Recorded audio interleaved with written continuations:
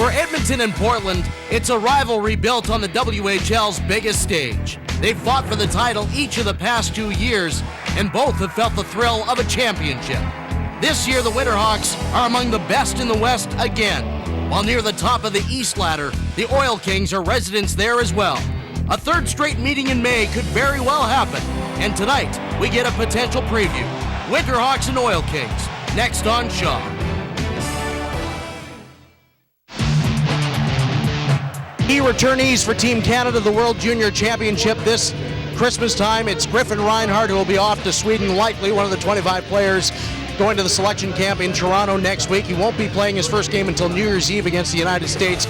Tristan Jarry didn't get the invite, but he certainly has earned one. 17 straight games without allowing more than 3 goals for him. He's really on a tear right now, second in goals against average in the WHL. And Derek Pouliot also going to the selection camp from Weyburn, Saskatchewan, the 8th overall pick of the Pittsburgh Penguins on a 3-game point streak going into tonight. Good evening and welcome to Levin Machinery WHL on Shaw.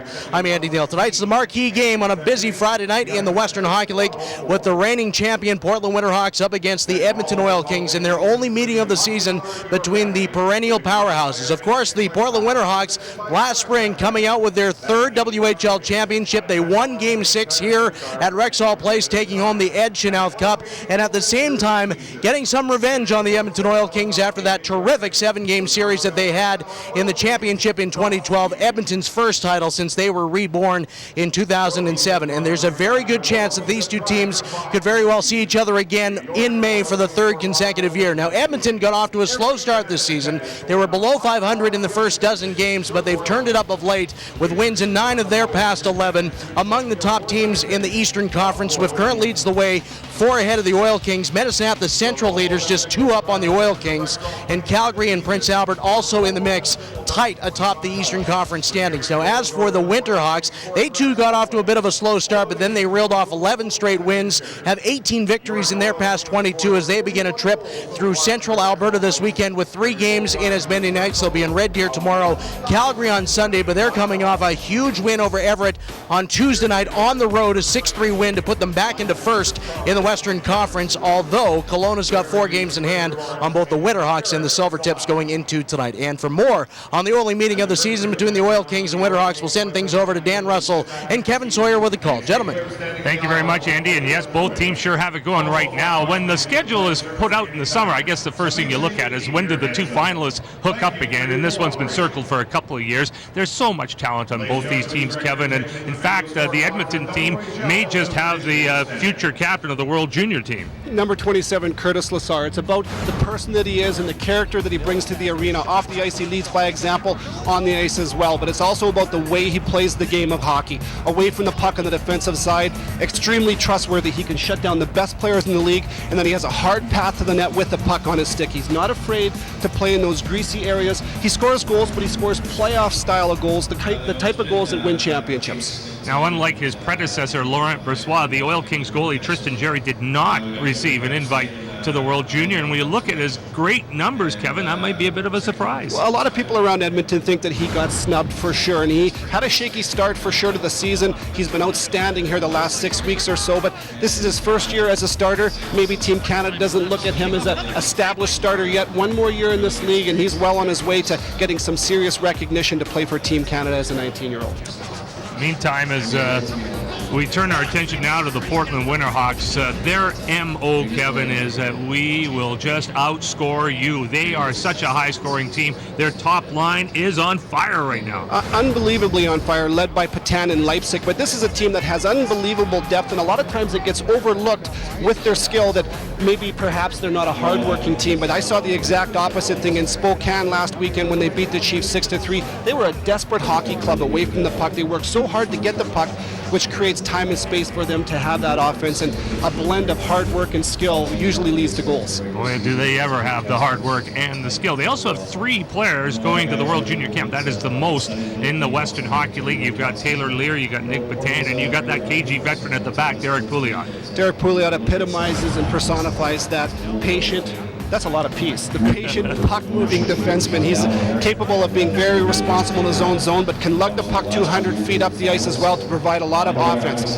Plays with his head up, passes the puck with his head up. He sees the ice, shoots the puck with his head up. He makes people around him better because of his vision and his ability with the puck on his stick.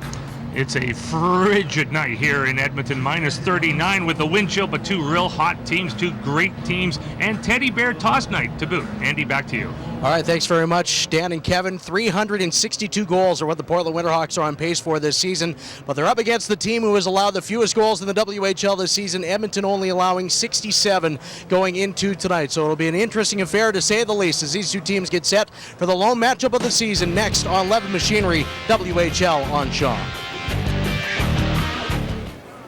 And now, ladies and gentlemen, please welcome Stephanie Wheatley, who will perform our Canadian national anthem.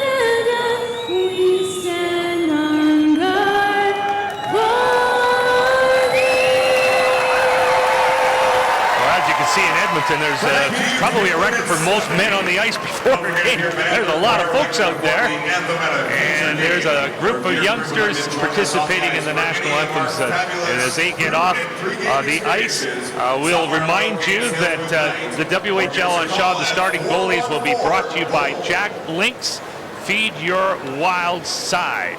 And the goaltending matchup is an interesting one here tonight. You've got Brendan Burke in goal for the Portland Winterhawks. Remember Matt Carruth last year? He was the guy who guided the Winterhawks to the championship. Burke was the backup. Now it's his turn. He's got 19 wins. He's got 4 losses. He's got 2-1 in the other categories. And Tristan Jerry will be up the ice. There's Brendan Burke right now from Scottsdale, Arizona, one of 11 U.S.-born players on this Portland team.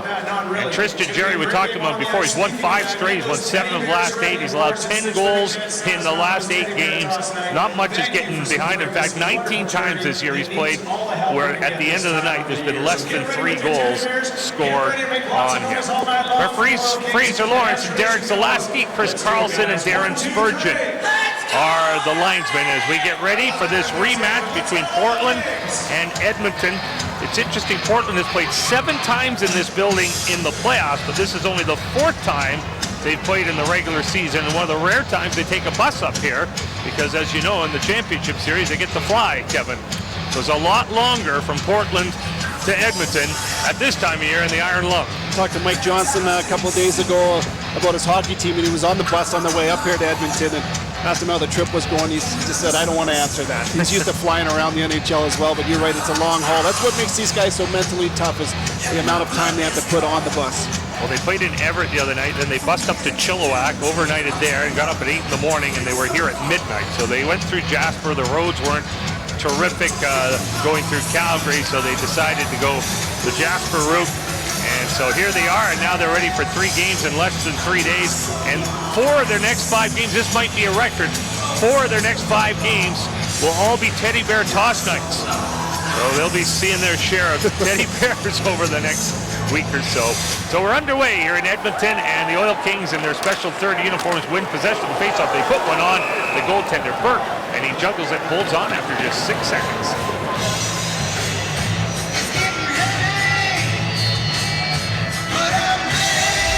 Let's Machinery's WHL on Shaw is brought to you by Levitt Machinery, online at levittmachinery.com. Offensive zone face-off for Edmonton, but Pouliot gets it for Portland, tries to flip it out. Trying to get a stick on his Keegan Iverson, number 13 for the Winterhawks in his second year, but wasn't used a ton last year. He's a big boy from St. Louis Park, Minnesota. Now in over the line, it's Brandon Baddock, and that one goes out of play as well, so 2 quick whistles here. Both teams with a heck of a lot in common in their goaltending situations and also in their respective division standings. We talked about Portland, how they've won 18 of their last 22 games, and the Oil Kings have won 12 of their last 15. So both teams are very used to being at the top of their divisions and top of their conferences. You know that a lot of people have been looking forward to this day here, the only meeting in regular season, to see this matchup unfold. So Curtis Lazar out there to take the face-off against Nick Patan. Patan with 19 goals this year, Lazar with 17 goals. Should mention Henrik Samuelsson still out of the lineup for Edmonton, hurt a week ago last Friday in Lethbridge. Here's Patan from back of the net trying to work it in front. Clever little pass there, picked up by Leipzig and a turnaround shot. That's blocker to the corner, gobbled up there by Edgars Kulda, and he gets it out through the neutral zone. Back to get it, Anton Cederholm, wearing Troy Rutkowski's old number 2. Rutkowski, the captain that hoisted the Ed Chanel Cup here last year. As that puck goes down the ice, it'll be an icing on Portland. It's interesting in the offensive zone. Pay attention to Portland in the way they do never turn down an opportunity to shoot the puck. Yeah, they'll take time and space to make plays when they're there, but they don't force it. We saw Leipzig on the half wall just turn and funnel the puck to the net. Shots all over the ice. Anton Cederholm, as you saw him on your screen, is a rookie from Sweden. Oliver Bjorkstrand is their other Euro, and what a year he is having. Bjorkstrand number 2 and goals for in the WHL. And he is number 3 in points with 54 points. Patan wins the face-off. Cederholm tries to work it up the boards. That's Leipzig with it. He flips it out to center. Waiting for it is Paul Bittner, and he shoots the puck in. And there's a line change now for Portland, and Bjorkstrand, who we just mentioned, pops over the ice. Out there with DeLeo. Garrett Haar is also one of their new players, but he's a 20-year-old. Here's Bjorkstrand, 2-on-1, moving in, a pass and a shot and a save. And a good save it was. Tristan Jerry stopping Chase DeLeo as Bjorkstrand makes a beautiful pass on the 2-on-1, and Tristan Jerry read it perfectly. First good scoring chance, less than 2 minutes in, and it's a 2-on-1 for the high-scoring Winterhawks. It's amazing how many opportunities the Portland Winterhawks will generate from the defensive zone, and what that means is they break the puck out with speed and execution. They enter the zone with numbers. And here they come again. It's a 2-on-2 this time. Taylor Lear trying to dig it out of his skates. Wayne Bauer now for Edmonton, knocks it off the wall, gets it out to center. Mads Eller trying to get it, couldn't, shot right back in. Jerry's going to block it back to the net, and he'll leave it behind the goal. And it's Ben Carroll with it. Hard pass, that's intercepted. D. Champlain gets it through the neutral zone. There's Adam Rossignol, who's played for Kootenay, Swift Current, and Regina. Back in the Portland lineup, he's missed the last 7 games. Adam Rossignol has. He's, again, one of their 20-year-olds. Rossignol, Haar, they're 2 overage players. As that puck is shot into Edmonton territory, Aaron Irving tries to get it out, could not. Goes behind the net. Portland's Rossignol all by himself. Iverson off the bench, looking to come and help his teammate. Rossignol does a good job to maintain possession. Now Iverson back of the net. Iverson trying to move it in front, cannot. As it comes around to this near side, the Oil Kings have it, and they flip it out to center ice. Mayo up to Cole Benson as he puts on the brakes. Benson throws a hard pass in front for Baddock, and it rolls off his stick right into Brendan Burke. Portland does a great job, like I said earlier, executing in the defensive zone, and that often leads to their offense here, the other end of the ice. Bjorkstrand on a 2-on-1, so patient. He doesn't represent pass or shot. The goaltender, Tristan, doesn't know he has to respect the shot as he passes it to DeLeo at the last second, but Tristan Jerry makes a great right leg save. A huge save to start the game off with some momentum, showing some confidence in his players. Huge for Jerry, huge for the Oil Kings not to allow that in. Portland is coming out again, and a potential 2-on-1 as Iverson brings it in for a shot that goes high and wide. He couldn't find his line mate, Schornborn. Schornborn was tied up, so decided to shoot instead. Shots are 2-2 in the early going, and here comes Benson as he brings it in over the line for Baddock. Baddock rolls it through the slot area. Burke out, very active with it, and puts it out to the neutral zone where Griffin Reinhardt controls. That goes off the stick and out of play over on the far side. And we go down and say hello to Alana Nolan. Well, hello, Dan. Now, as you mentioned, one player notably out of the lineup is Oil Kings forward Henrik Samuelsson after sustaining an upper body injury last Friday in Lethbridge. Now, Samuelsson took a hit from Carter Folk so hard the visor actually popped off his helmet. He leads the Oil Kings with 33 points and has been selected to attend Team USA's junior camp, but unfortunately no timetable has been set for his return. Thank you, Alana. Pouliot trying to come out of his own zone. Being watched by Calden. Gets some more room, though. Pouliot trying to go all the way down to that corner. Plays it over here for Leipzig. Leipzig out to the line, but unable to reach it was Cederholm. That goes down back into the Portland zone. Burke loves to play that puck.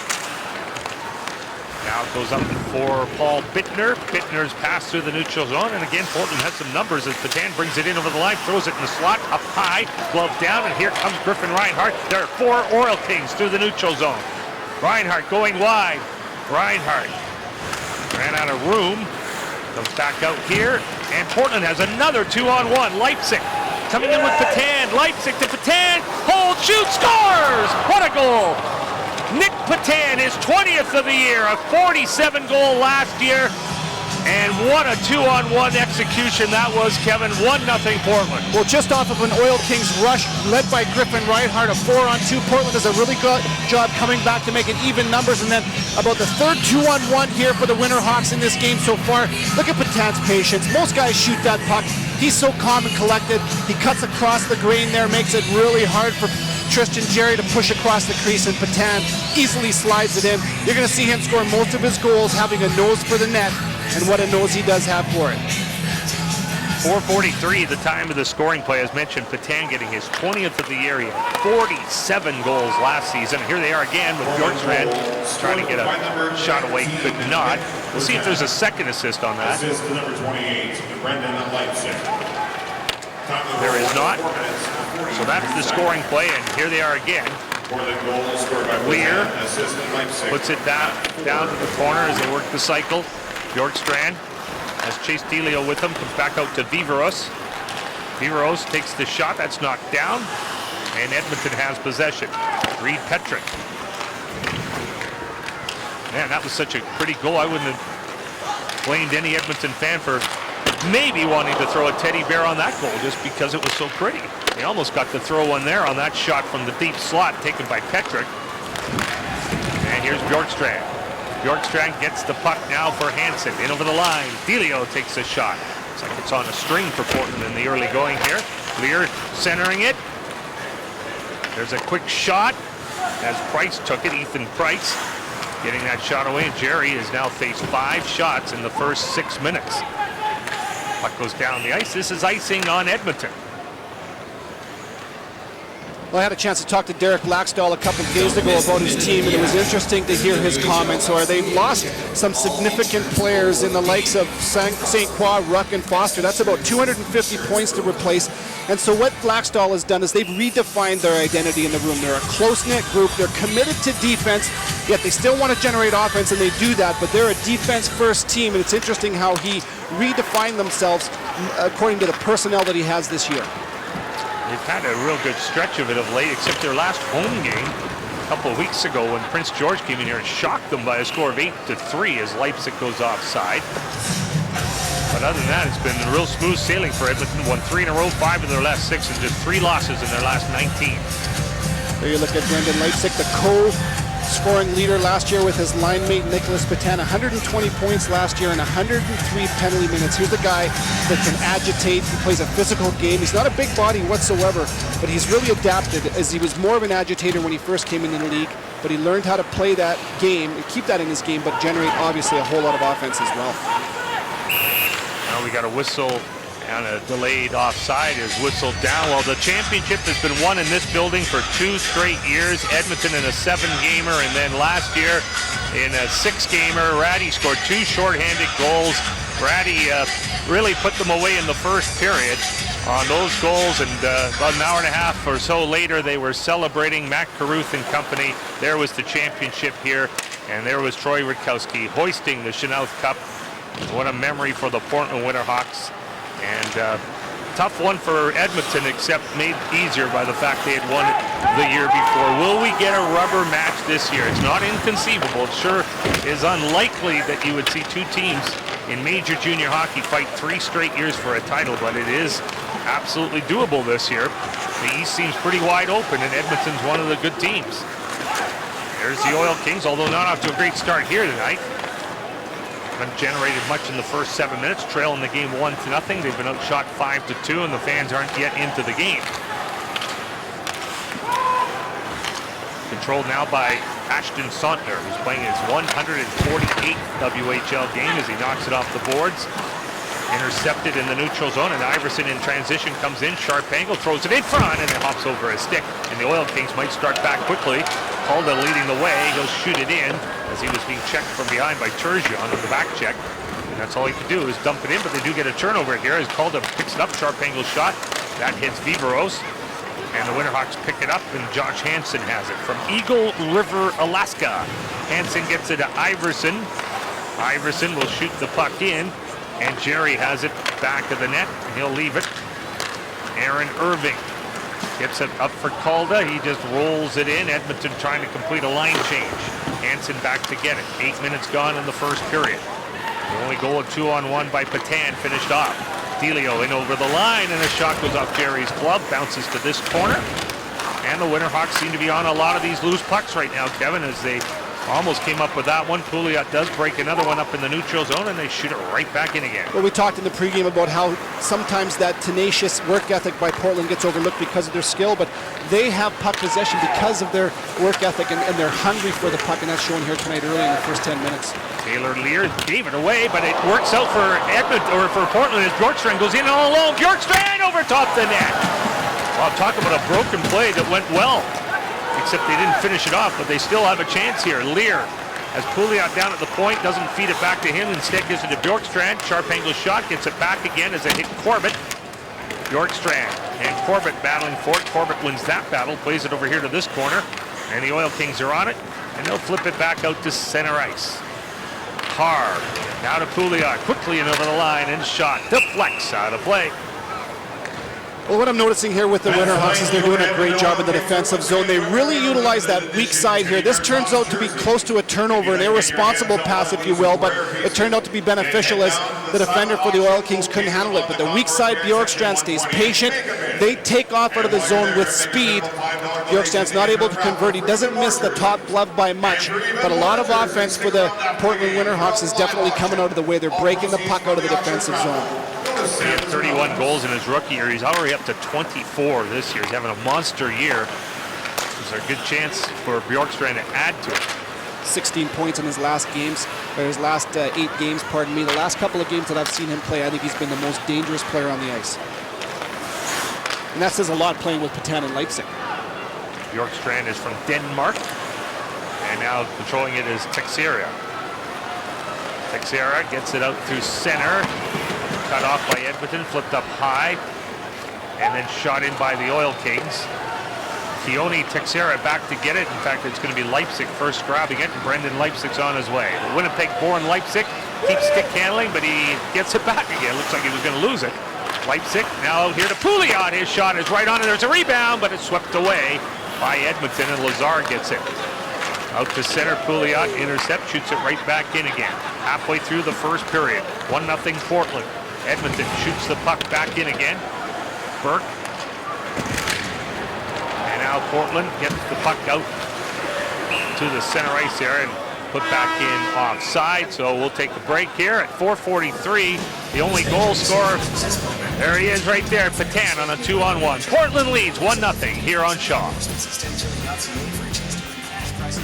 On the Oil Kings bench with head coach Derek Laxdal, you're down by 1 and your fans want to throw some teddy bears. What adjustments do you want to see made out there? Well, I think we got to compete a little hard here. We're kind of standing still a little bit right now. They've got pretty good team speed right now. They got great transition, and we're kind of standing and watch a little bit. So we got to get a little bit of physical here and get into the game. A rematch of the last 2 WHL finals. Was managing nerves something you had to address with this team tonight? Not really. You know what? These kids are excited for the game, and I think they're a little bit feel a little bit of butterflies right now. But we'll get better as we go along. Thanks, Ben. All right, thank you. Guys. 7-2 are the shots in the early going for the Winterhawks. Edmonton is the lowest goals against team in the East and number 2 in the WHL. Everett has only allowed 61 goals. Edmonton 68 as of the first period here. And so you've got a low goals against team against a high scoring team. So we'll see what gives so far. Portland has the edge, and you can tell Derek Laxdal doesn't like the way his club's feet are moving here. They're kind of watching. Cameron, I think that's something that could be pretty common to be puck watching when you're playing Portland because they seem to have it so much. Here's a centering pass and a shot on goal and a good save by Portland. Well, you took the words out of my mouth. That happens an awful lot when teams play against Portland. They do get a little bit wowed with the presence that Portland brings into the arena. They've had a history of winning, obviously. Here's a chance against Burke. Does a good job squaring up. Probably the biggest shot against or scoring chance against that he's had to face all game, but Portland does have that presence, and sometimes the first 10 minutes are the hardest 10 for teams to play against the Winterhawks because rather than initiating, they react to what Portland's doing, and you just can't win hockey games when you're not initiating the play. Well, that's a positive shift there for Edmonton as they get a shot on goal, one of their better scoring chances of the first half of this first period. Cole Benson goes in to take the face-off against Delio. Portland wins it, but the Oil Kings are able to send it back. They send it out of play, though, and the face-off will come back out to the center ice area. So you talk about two different styles, and these two teams are championship teams, and you say that the defense wins championships, and yet look at Portland's 146 goals for to Edmonton's 98, and yet the goals against is much better for Edmonton. Two different teams that approach the game with two different angles. The identity for the Oil Kings is to play strong on the defensive side of the puck. Portland, like you said, Dan, in the pregame show, we're just going to flat out score more than you. But don't you think Edmonton should have more goals than they do? I mean, I know they're obviously really happy with their goals against, but for instance, their power play on the road has just 5 power play goals all year. Their power play percentage on the road is 7%. That's been a big piece of the puzzle for sure. They haven't been great on the power play, better at home.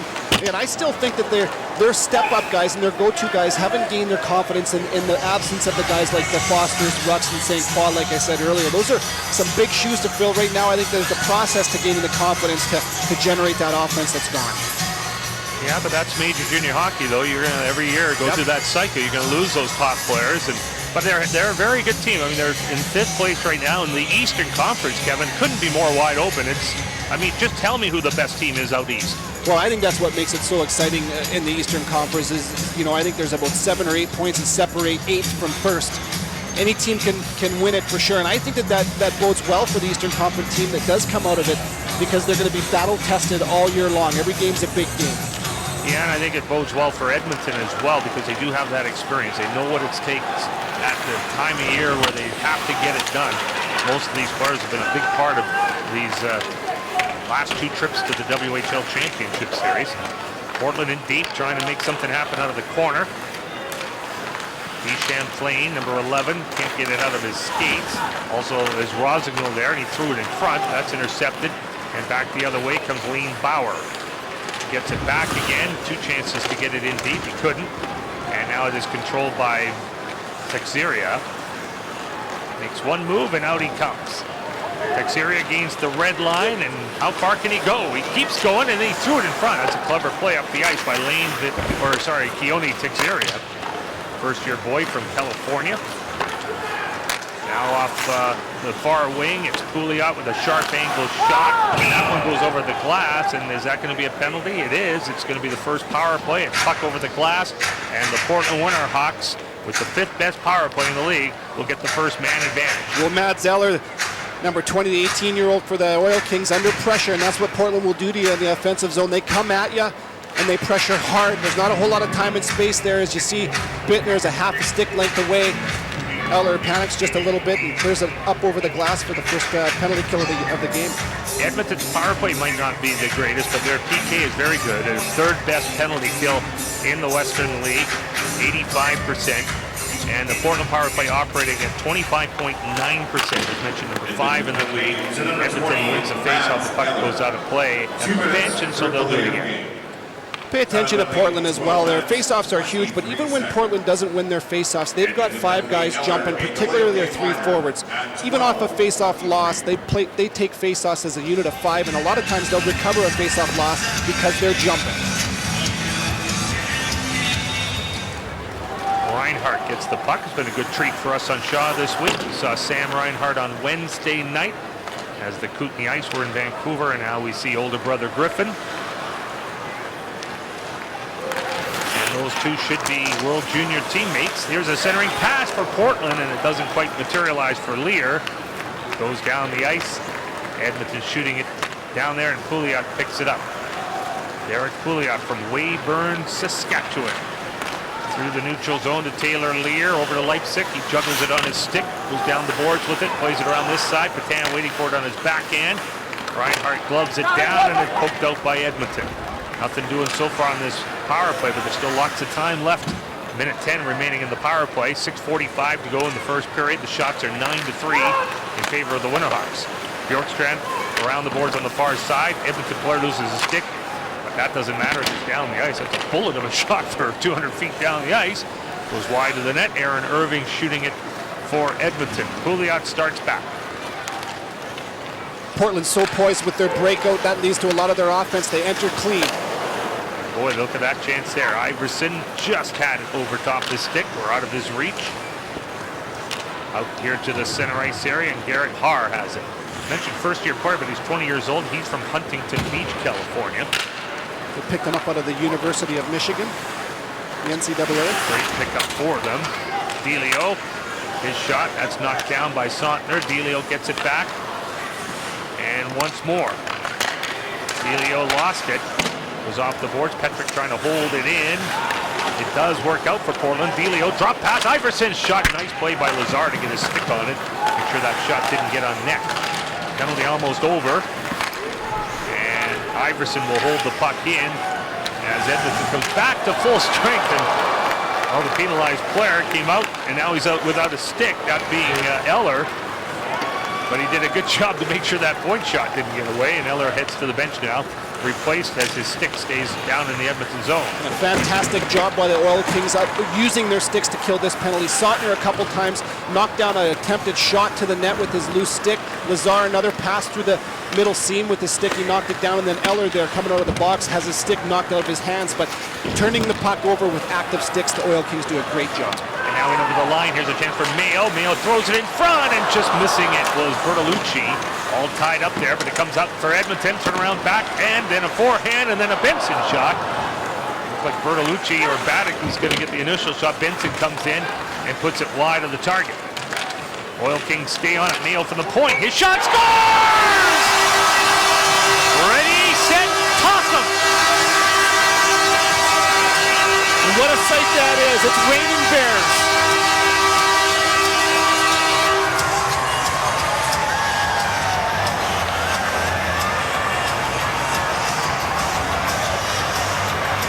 Well, that's a huge goal for the Oil Kings, not only to get back in this game tied up at 1, but you know they want the monkey off their back to get that teddy bear toss goal out of the way. Lots of anticipation for that goal.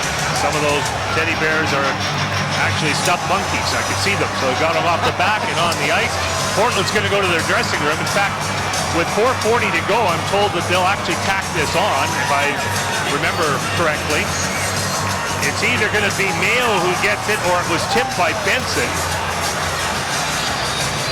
And we'll see who gets to be interviewed for getting the heroic teddy bear goal. You know, the players actually do talk a lot about this in the dressing room before the game as to who could be the guy who can make it rain teddy bears. Well, there's a lot of pride involved in this for sure. Everybody wants to be the teddy goal scorer for sure. It's for a great cause. These are going to kids in hospitals and around the town for needy children and families, but there is a lot of pride involved in getting this goal, some bragging rights involved. 15:20 the time of the scoring play, and Edmonton ties it up on only their 4th shot. And here's the goal that created this scene at Rexall. Well, look at the work ethic on the half wall from Cole Benson. Shot from Dyson Mayo. I'm not sure. I can't even tell in slow motion if that was tipped or not by Cole Benson. Pardon me, that's Benson in the half slot there. But a great job off the half wall, winning a one-on-one battle, getting the puck up high to Dyson Mayo, who shoots the puck. It's not a full speed shot, and that might have been what fooled Brendan Burke, was the half-speed drop shot from the point, but the Oil Kings do enough work on the half wall, getting the puck up top into the net with traffic. Well, it's kind of interesting. Mayo's getting credit for it. Bertolucci gets the first assist, and Paddock the second assist. The thing is, we're going to interview the goal scorer, but what if they change it later? What if we find out it's tipped? Will Alana have to do this twice?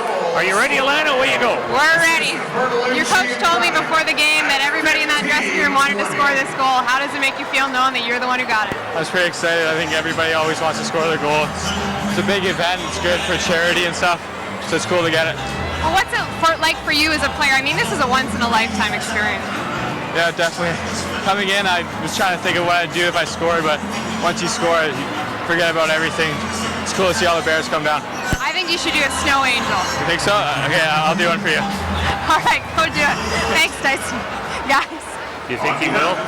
I'm watching him. Oh, there he goes. He's a man of his word. That was more of a breaststroke. Yeah. Well, teddy bears are going to be reigning all over the Western Hockey League. As we know, teddy bear and toque toss season is in full swing.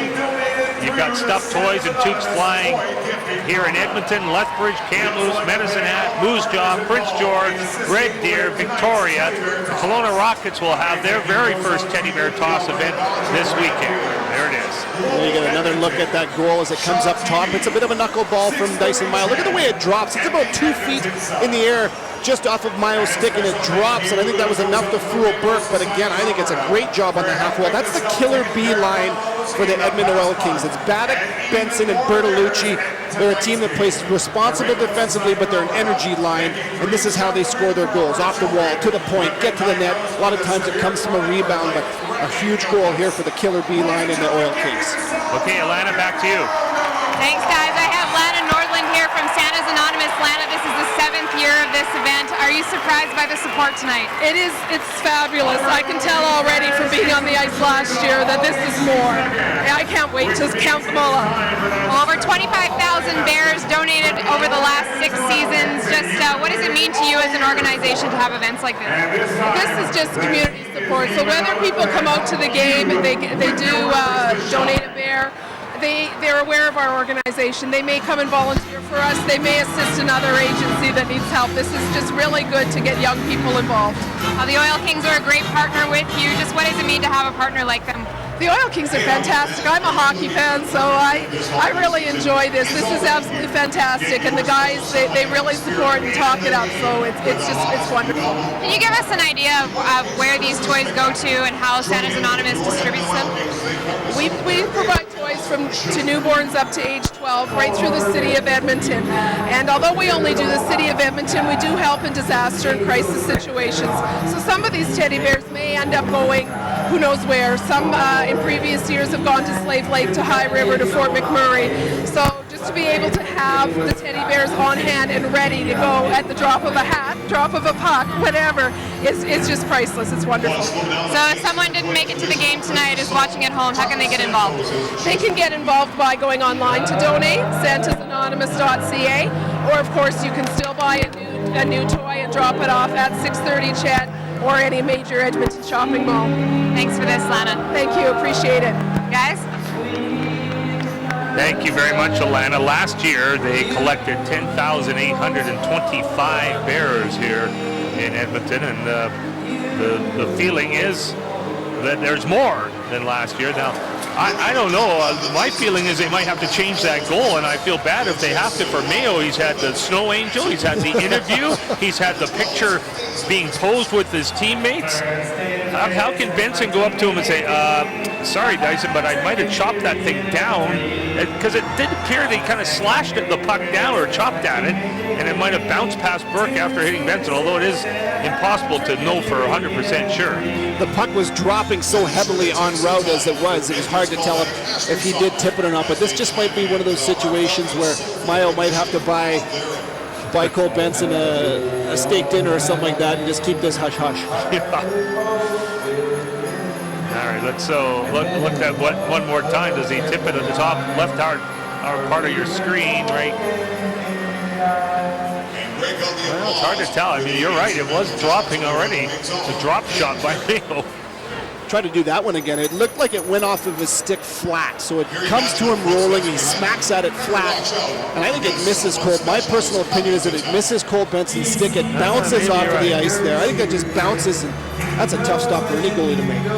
Yeah, and Benson doesn't celebrate like he did hit it. So maybe we'll keep that scoring play the way it is and confirm it up here, but only the WHL can do that for sure. But a big goal too. I mean, it's not just a teddy bear toss goal, Kevin. It's a goal that has come a bit against the run of play. It was a real significant penalty kill for Edmonton just before that, and now they find themselves in the hockey game again. Well, it's huge. Anytime you want to be responsible the last 5 minutes of every period, but you're right. I think Edmonton did a good enough job to gain some momentum on that penalty kill and scoring. I think Portland has taken the period to Edmonton in a lot of ways so far. They've managed the puck a lot more, had a lot of more offensive zone time, but a great goal at a great time of the period, so for some belief to come out here in the last 4 minutes of the first and carry it on into the second. Alana, back to you. Cole, there's some uncertainty. Do you think you scored it? I have no idea. I mean, I tried to tip that, but if I knew I would have tipped it for sure, I would have been going to center ice and throwing my arms wide open, letting it rain down on me. How impressed are you with your fans that have showed out today and just given as much as they can here? They've done an amazing job tonight. Look, it's a pretty full crowd and they're all loud and really into it, so it's definitely helping, especially since this game is just absolutely huge for us. Well, in the spirit of Christmas, would you be willing to share the goal with Dyson? I will be, yes. Well, I think that's a good, honest answer. He says, if I thought for sure I tipped it, I'd go out to center ice and I'd just let them rain on top of me. I like what you said earlier, though. A lot of the times the tell is the player. When you score a goal and you know it, no one knows better than you, and it shows in the celebration and the excitement. Not that he's not excited to have a team goal, but I think that a lot of times you look at the player and you know who scored it. So it's a 1-1 tie with 4:40 to go in the first period. Because the teddy bear goal was scored with under 5 minutes left, Portland went to their room. Edmonton Oil Kings are cleaning up the Bears, and we'll have our first intermission when we come back. You're watching the Western Hockey League on Shaw. Here in Edmonton at Rexall Place, I'm with Oil Kings captain Griffin Reinhart. A lot of excitement in the last couple of minutes. How do you keep the momentum going into the second? Yeah, I mean, we've done it a few times in the past couple of years that I've been here, and I think we've responded well in the past. So obviously for a good cause right now, and we're happy winning the second period 1-1, but we got a few things to tighten up. This is your only meeting with the Winterhawks this season, but you're no stranger to them. What kind of a game do you expect from them in Portland? We've played them a lot in the past. I think they're a similar team, big rivalry with the two of us now, and we've just got to key in on some guys, and they've got a lot of speed and try to play in their end. Now you're fresh off the Subway Super Series where you played with your brother Sam. What would it mean to you to play with him at the World Juniors? It's a lot of fun. I've played with him a few times in minor hockey, never really at a high level like this, so really looking forward to it, and it's always more fun playing with him than the games. Now you're facing a 3-game suspension going into that tournament. Just what does it mean to you knowing that Team Canada thinks so highly of you to bring you in halfway through? It's a good feeling. I was a little nervous that I wouldn't get taken, obviously, with that suspension. I had a lot of fun last year, and I think we had some unfinished business without getting a medal. Thanks for this, Griffin. Good luck. Thanks for having me. Andy Neal, we'll go over to you. All right, thanks very much, Alana. And that's a big game. The Griffin Reinhart returns to Team Canada against the United States on New Year's Eve. He'll miss the first 3 against Germany, the Czech Republic, and Slovakia. But Dyson Mayo's second of the season is what's got us into an early intermission here at Rexall Place in Edmonton with Kent Simpson, the color analyst of the Edmonton Oil Kings broadcast. Dyson getting that goal late in the first period. But what do you think of the opening 15-20 of that first? Well, that was a big goal. I mean, of course, there's still 4:40 to go in the first period, but man, I thought Portland came out really hard. we've seen a lot of them the last couple of years, of course, here at Edmonton, and man, they've got a pretty high potent offense, and you can't give 2-on-1s up to guys like Nick Patan, Taylor Lear, Brendan Leipzig, and I counted in the first 4 minutes, the Oil Kings gave up 3. And eventually it was Patan that was able to capitalize. So once the Oil Kings kind of calmed down, I thought they looked a little better. They had a big penalty kill. And then really right after that penalty kill, boy, they went right to work. Got the puck in deep, and then were able to get it back to the point. And a great shot from Dyson Mayo. Did you get a sense going into tonight what the emotion would be like for the Oil Kings, at least from that perspective, knowing so well what they've had to go through against Portland the last couple of years? Yeah, there's a lot of excitement from the Oil Kings. And, we were saying on our broadcast before the game, it really is a shame that they only play each other once this year during the regular season because, boy, they've been such great battles. But I think a lot of the Oil Kings had tonight's date circled on their calendar. They love the rivalry. They love the intensity of these games. And, you add in kind of the teddy bear toss and all the other outside factors, makes for a great scene. Well, Curtis Lazar and Griffin Reinhardt getting set for the selection camp in Toronto next week. What about for those two guys and what that experience might be like? Obviously, Griffin's been through it before, but for Curtis Lazar, back with the team off to a terrific start this season, what does that mean for those two guys? Yeah, what an exciting time for both those players. Like you said, Griffin Reinhardt back at it. And, I got to think there was probably a few nervous moments for him, just obviously with the 3-game suspension that he has to start the tournament, and whether the Hockey Canada group would, still, take him with him. But I mean, he's such a great defenseman. They know that he's going to be very valuable if he has to play the last 4 games. And Curtis Lazar, I mean, boy, is Canada going to fall in love with this player. They really are. I mean, he does everything. He's such a responsible guy. He's great in his own end. He's a terrific teammate. He can score as well. And he really is a Brent Sutter type player. And I have a feeling if Curtis Lazar plays the way that he can, he'll get a lot of ice time. Curtis Lazar going into December last year only had the 8 goals, but he's off to such a strong start this year. Maybe is there some pressure off him this season after how he was able to recover from last year, that slow start, and really got going in the second half of season? Yeah, you know what, I think so. And, I think it shows to the character he has. Of course, he goes to Ottawa Senators camp, sticks around for pretty much most of the camp. And, you do see players sometimes come back to junior and have a little bit of a setback. It obviously is deflating. You've just been up at the NHL and you come back to your junior team. Not Curtis Lazar. He comes back. He's confident. He's motivated. He's ready to mix in with his players, and he just gets off to a great start. And we've seen that momentum carry over. And, just a quality guy. Like you said, a little bit of a slower start last year. Had a great finish. Really interesting what he can do over the course of 72 full games this year.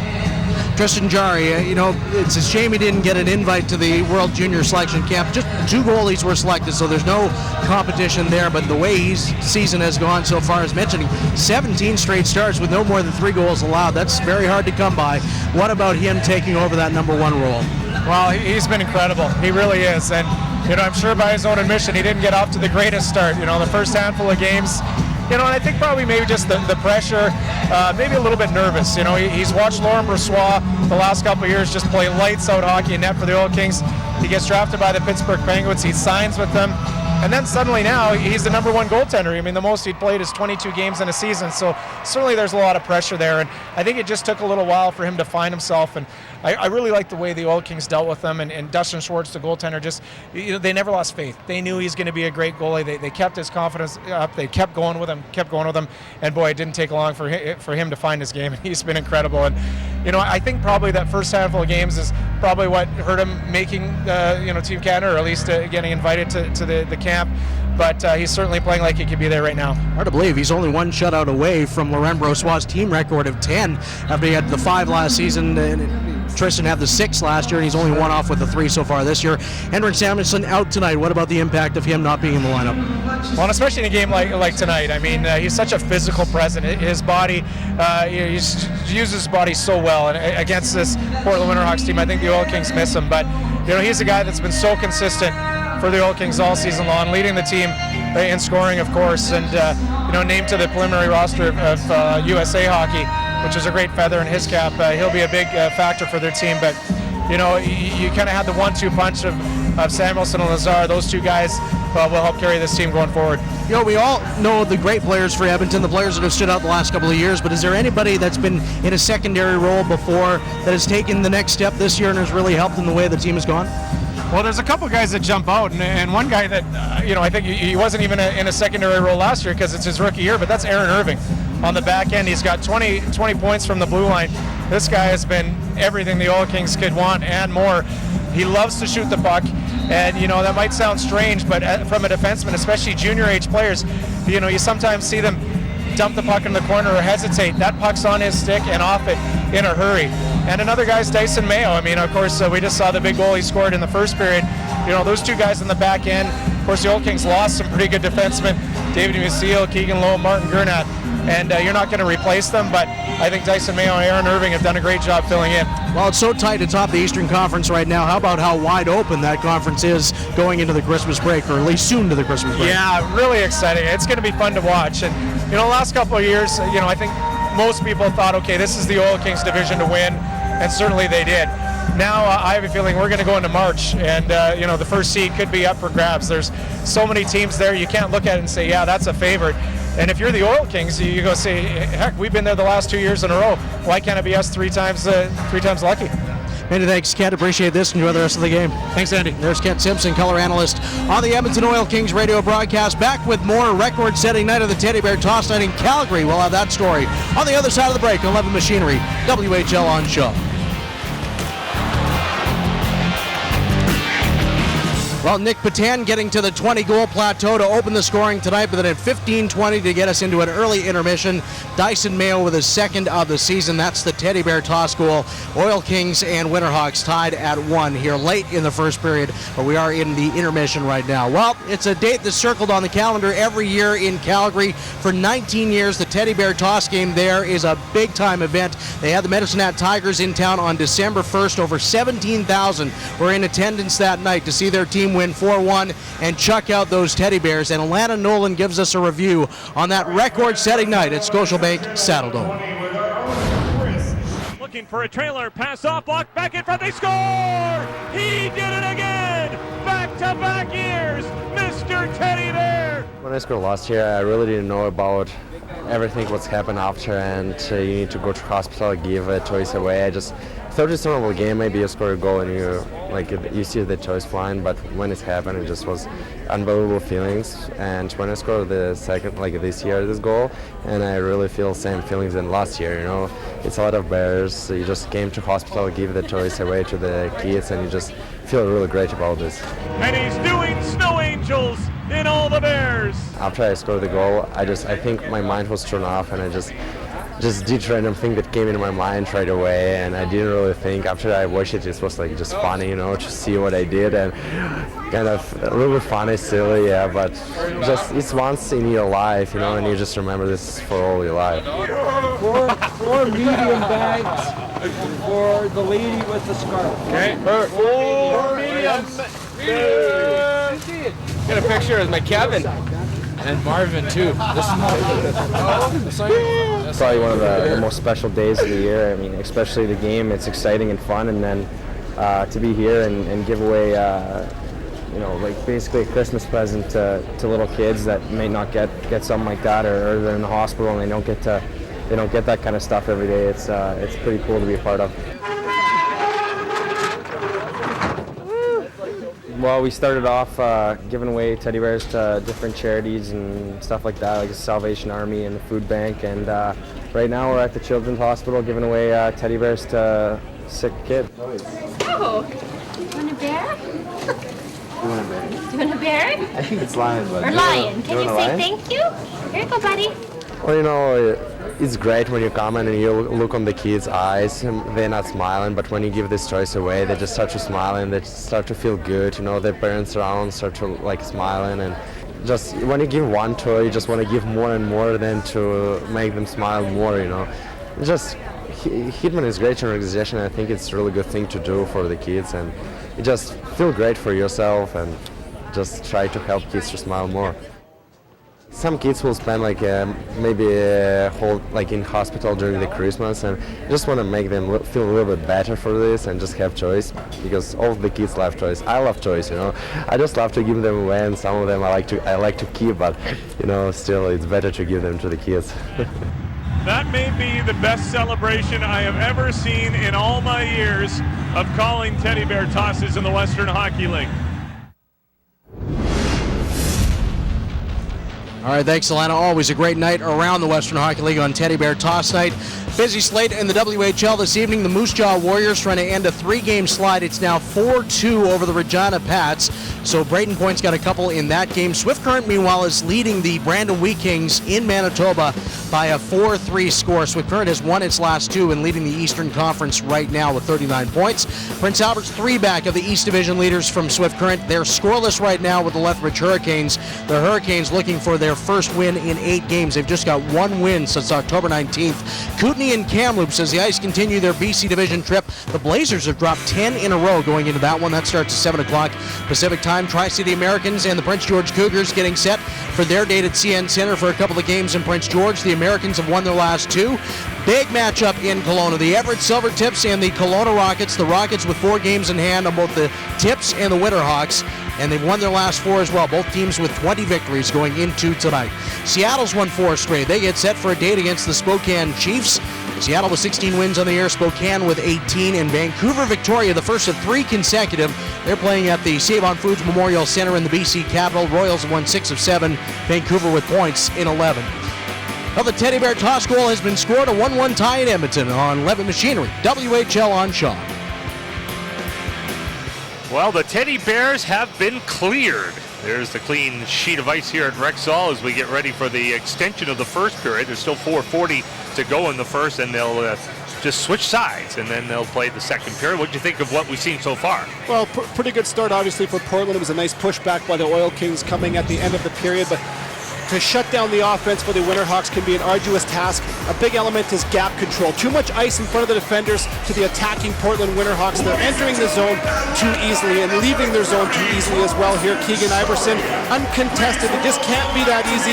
The Oil Kings have to tighten up on their body position to allow or to negate that breakout so easily. Power play. Look at Pouliot. They're trying to isolate a 2-on-1 on the entry. They stack 4 on the entry on the power play.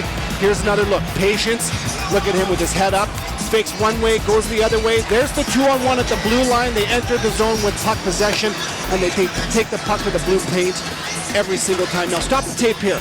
This is Portland in their defensive zone. They're outnumbering the Oil Kings down low, and as we see, let's play the tape now, see them come from defense to offense. They see it's time to go, and they jump, outnumbering up the ice. That's all work ethic. Here's a 2-on-1. Turning into a 2-on-1 from good sound defense, and Patan takes it to the paint and does what he does best. Yeah, Patan scoring the goal. He actually is on the other end of a lot of those. He's got 42 assists, Patan does, which is number 1 in the Western Hockey League. And there's Mayo having scored the goal that caused this big delay.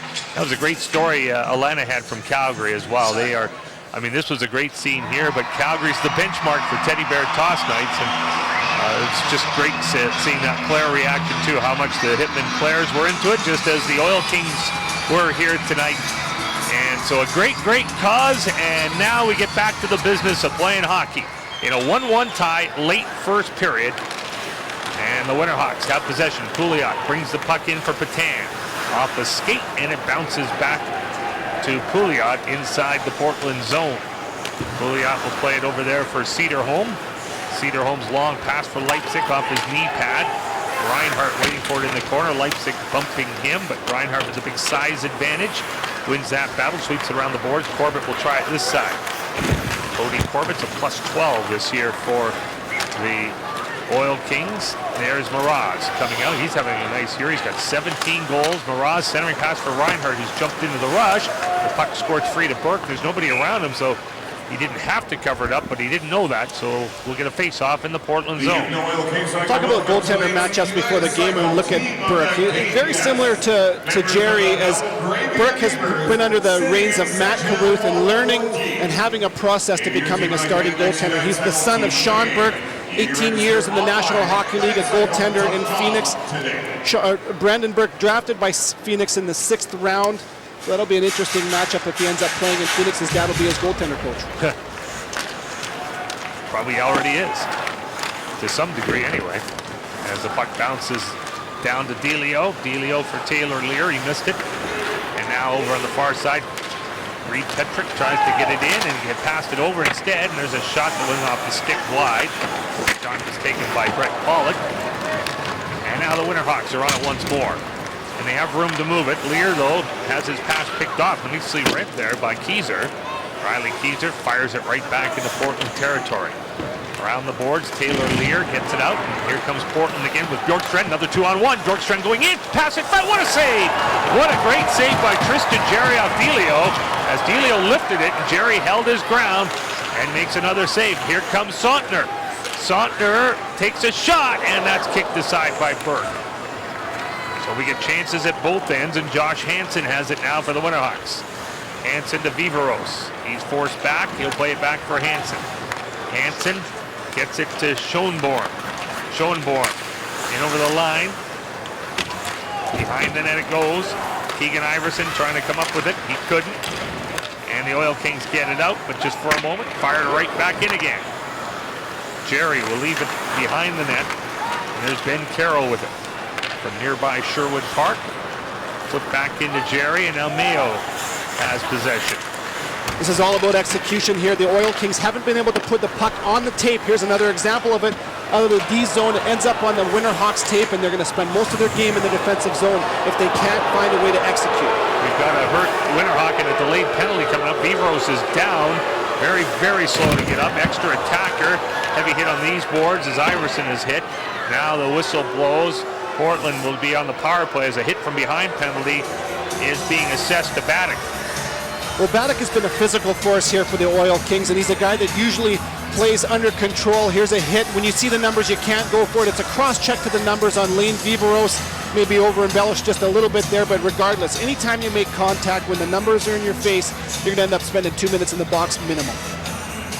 17:54 the time of this power play, as second opportunity now for Portland with the man advantage. And right after the last penalty, which was nicely killed off by Edmonton, came the Oil Kings goal by Mayo. Portland did not really get too much of a look. Here's Bjorkstrand on the first power play. Bjorkstrand gets the puck back for Pouliot. Pouliot and Patan will switch sides now. Pouliot will play over here for Leipzig. Leipzig's pass off the leg, and that's the end result. It goes all the way down the ice. So Pouliot and Leipzig going back to collect the puck way up the ice for Portland as Patan. He's just roaming around the blue line, taking the pass nicely to Bjorkstrand in over the line. Puts on the brakes. Patan out from the line. Nick Patan now to Leipzig and now to Pouliot. Pouliot fakes, moves in. Pouliot still holding. Yeah, he shoots, and what a save! What a glove save it is by Jerry as that puck changed directions, and he still snapped it. Look at the deception by 51 Pouliot for the Winterhawks. He's got his head up all the time. We talked about it in the pregame show. On the power play, he represents shot, waits for the defender to go down, holds, head up the whole time. Is he going to pass? He hesitates again. He's sucking defenders out left and right. Single-handedly goes in and gets the shot. But Jerry flashes the leather there. But what a great opportunity, single-handedly created by Pouliot because of his heads-up play. Still a minute 20 left in the power play. Portland wins the face-off, and they work it around once more. Barely held in, but it was held in by Haar. Delio now.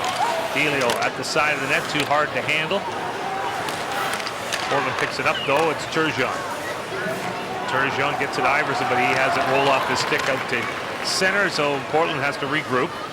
Nice job by Bertolucci, down on the half wall, pressuring, realizing that there's not a whole lot of puck possession by Keegan Iverson. Causes the turnover. Delio going wide, but forced back nicely there by Irving. And now Delio again. Shot. Oh, he just missed. What a nice play by Delio. He held, and then he snapped it. But he snapped it just wide of the Edmonton goal. Iverson off his skates, and Edmonton gets it down the ice with a half minute now remaining in the Portland power play. A very kinetic power play at that. That was the third line for the Portland Winterhawks, and yet they looked veteran-like and very comfortable in their skin on the power play. They moved the puck, but all 5 guys on the power play are moving their feet as well. Hard to defend. Leipzig going in.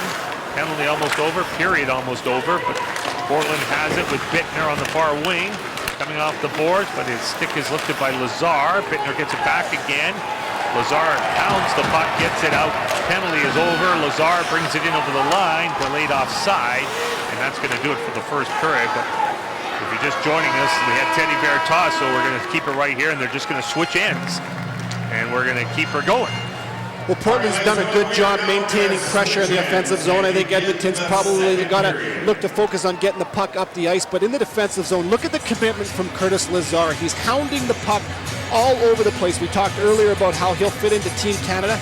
It's because of plays like that, away from the puck. He's committed to defense, turns defense into offense. Excellent leadership and work ethic by Lazar.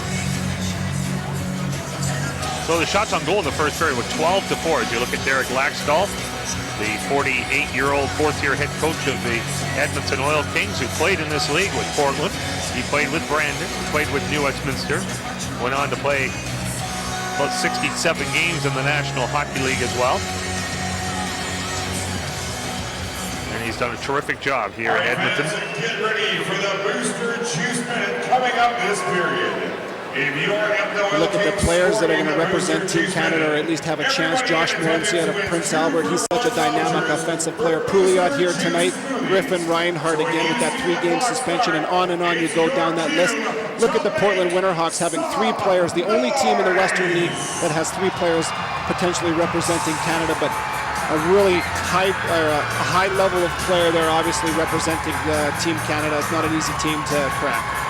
Well, 2 big penalty kills, though, for Edmonton, Kevin, as you got, the Oil Kings' good power penalty kill really coming in with timely PKs. This game was Portland's first period for sure, but it's 1-1, and so Edmonton will feel good about the score. Maybe not so much about the way they're playing.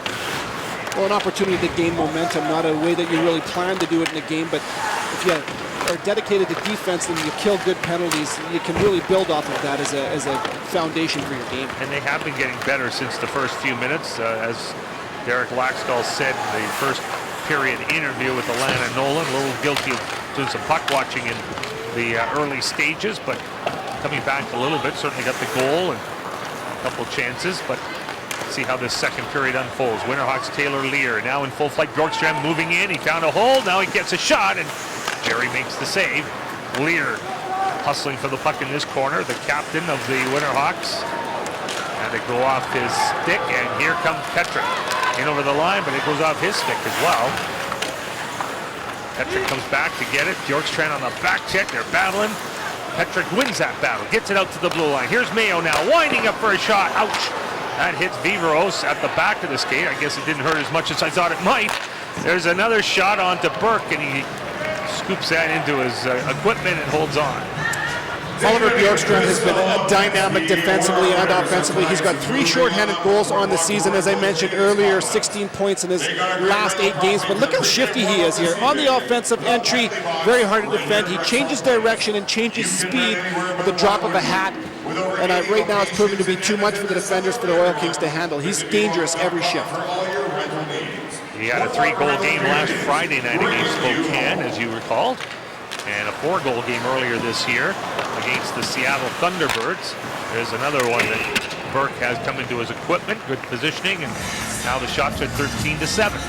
Well, you look at guys like Bjorkstrand and you look at their numbers from last season, 63 points, very respectable, and that was good enough to get him drafted in the 3rd round by Columbus. And this year already in 29 games played, he's already got 54 points, taking huge strides, and that's so fun to watch guys mature in this league and grow into from juniors to pros. And if he keeps on this pace, there's no question he'll be a pro. Puck backhanded around the boards, but held in there by Edmonton only for a moment as Brandon Ralph couldn't center it. But it is iced by Portland, so the face-off will come all the way back into the Portland zone. You got to look at Texera there from California, the 16-year-old. He's one of the highest touted 97-born players in the United States. Really a big body as a 16-year-old. Has a whole lot of strength and lots of skill.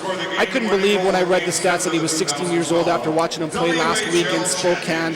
A bright future ahead for him as well. Such depth in the blue line coming up for Portland. From the face-off, a save and a big rebound out there, but Moraz couldn't get a stick cleanly on it. Called it from back of the goal, working hard to try to get the puck. He takes his man down, though, and Rossignol goes down, and there'll be a penalty for tripping. Fans don't like it. The Calder goes to the box. When you talk about guys taking steps, Edwards Calder last year playing more on the 3rd and the 4th line, this year up with Lazar and Moroz on that 1st line. And the reason for it is because he's tenacious on the puck. He plays a heavy game, you see here. He's hounding the puck. Unfortunately, he gets his stick in the feet of the defender for the Portland Winterhawks. That one could have gone either way for me, but me too. Tough one for the Oil Kings here to kill, but I think that Edgars Kula is really doing a good job, working hard, hounding the puck. That's what's got him his success so far this year. People have different schools of thought on that. I say no harm, no foul. Now, if that puck had gone to a Edmonton player and created a scoring chance, then yeah, you put your arm up and you call that. But anyway, other people will say, no, you got to call by the book. A trip is a trip. It's a trip. It's a trip. That's not a trip. I agree with you 100%. No scoring chance, no call. Third power play. Fans don't like it. They might be a little biased. Here's Patan. He gets it to Bjorkstrand. Bjorkstrand to Patan. Now it's Pouliot. What's he going to do with it? He goes to Leipzig. Lear is over at the side of the net. Bjorkstrand at the top of the slot. Pouliot takes this pass. Here's Patan quickly into Bjorkstrand, trying to dig it out of his skates, and then as he put his return pass out to Patan, all he could do to keep it in, does that. Now Lear having one hand, or Leipzig with one hand on it. Finally, they're forced off the puck with that good penalty kill by Edmonton. Heck of a job by the Oil Kings. They're in lanes right now. They're giving up the outside. They're not trying to shut down the whole power play for the Portland Winterhawks. They're trying to push them to the outside perimeter, and they're saying Jerry will stop the shots from the outside, and they're doing a great job of it so far. Good strategy with that kind of goaltending and that kind of PK. And they're doing a heck of a job being in lanes too, fronting the puck, which is encouraging Portland to continue to move the puck and not take those shots. There's no lane to take it in. Leipzig trying to go wide, takes a shot, big rebound. Not all that big, it was swept away. There was a rebound. Iverson just couldn't get a stick on it. Jerry made the save on the first shot. Bittner passes into space over to Patan. Now Iverson gives it away, and Mraz chops it back into the Portland zone with a half minute to go in the power play. Well, you got to think that Oil Kings are due for one of their own. Bittner, though, moving in. Uh-oh, there's Mraz. He's favoring his facial area. Doesn't get a call. Don't know if he was trying to draw one or if he was actually hit there. Puck squirts free out to center. Viveros has it. 5 seconds to go in this power play, so it looks like Portland's going to be 0 for 3. Delio, though, doesn't miss by much. Penalty over. Now it is controlled back to the net by Edmonton. And with the long change they have, they're able to get the puck down into the Portland zone and complete the line change after another good penalty kill. And here's Benson with a fan-on shot.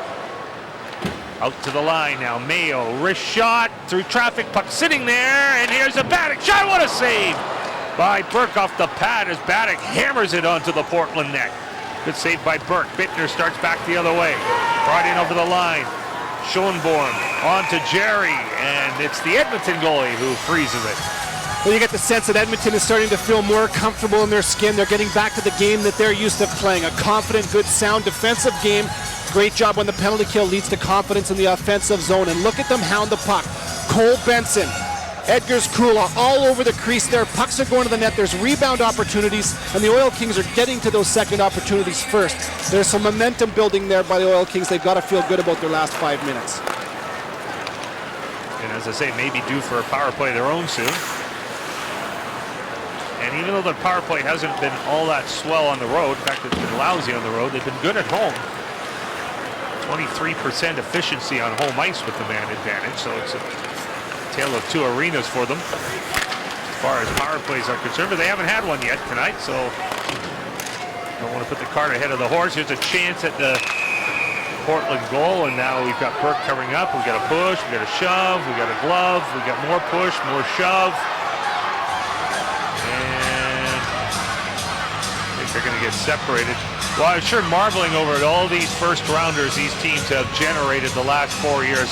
Look at this list that's going to come on your screen. Look at these names. In 2013, Lazar and Jones. The year before, Reinhart and Samuelson and Pouliot. Then you got Sven Berchi in 2011 and Joe Morrow and Ryan Johansson and Nino Niederreiter and Mark Pesic. Those are all first-round picks from the last 4 years from these two organizations. Take a breath, Dan. That's a lot. That's a mouthful. Man. Great talent. Amazing talent coming to these two organizations. And you know, you have to congratulate the organization. Sure, they're talented players. You got to develop them. You got to make them be the kind of player they can be. And these teams have done such a wonderful job in that department. Delio, long breakaway pass. Here comes Lear. Back for Delio. Shot it wide. Lear, sharp angle, passes. Terzion couldn't get the shot away. It was Texiria, rather, who couldn't get the shot away. Wow, that was Harlem Globetrotter-like, but they didn't finish it off. Bjorkstrand, not yet anyway. He's taken off the puck. And now it comes out to the center ice area. So fans make noise here. It's chopped into the Portland zone. Wonderful opportunity for the Winterhawks, but they couldn't get the 2-1 goal. Now a chance for Edmonton, but the centering pass goes the other way. Bjorkstrand might be a little tired near the end of a shift, or does he get tired? Here's Delio. Delio in front of the net. That hits the last man back. Bjorkstrand's on it once more. As he spins off this half wall, takes a wrist shot. That goes wide. Bjorkstrand finally says, I am tired. I am out of gas. And that bench isn't too far away, so I'll take this opportunity to go have a seat. Better to be tired from being offensive than having to defend in the defensive zone like the Oil Kings are now. From the line, Cederholm puts it wide. Off the wall. Pouliot grabs it. Pouliot tries to get the return pass. Leipzig in tight quarters with Batan. There's Bittner on this near side. Bertolucci trying to dig it free. He could not. Leipzig has some room. Always confident with the puck. Leipzig. One hands it into the slot. It's picked off. And here comes Benson. He'll shoot it in. Doesn't quite get it deep, but it's okay for Edmonton as they're able to make the change as Pouliot now hits the line, gets a little bit of a seam. Followed up by Calda and followed up by Miraz, but intercepted as it's overskated, and then Leipzig's knocked off stride. Lazar has it. His pass nearly picked off. But it works out for Edmonton because here they come with Miraz. Miraz on his backhand rolls it towards the net, and Burke is taking no chances. We look at the Portland Winterhawks and how they use the width of the ice on their breakouts. Here you have the puck going wide. Here it goes east-west again, using the full width of the ice so hard to defend. Look at Lear here, outfoxing his opponents. Probably should have taken a shot there, but he has Delio coming in late. Portland not able to convert on a rash-up offense coming on, but doing a really good job taking the puck to the net. And then on the other side of things, Leipzig, he's got the puck in the perimeter. Look at the Oil Kings. If you can stop it right here, look at how the Oil Kings protect the house. They're giving up the perimeter. They're saying, we'll take away the middle, and our goaltender will stop the shot. As a result, it's a turnover. Leipzig throws it to the middle. The Oil Kings recover. 7 minutes into the second period. Oil Kings, as Kevin mentioned, getting better and better as this game moves on, but they need to create some offense now. They've done all of taking care of their own zone pretty well, taking care of penalty kills pretty well. What they need is some more offense. Pollock trying to provide it. Second chance, that goes wide. They do now have 11 shots on goal. There's another one, a 12th, and that's a good save by Burke. And Corbett takes a shot and scores!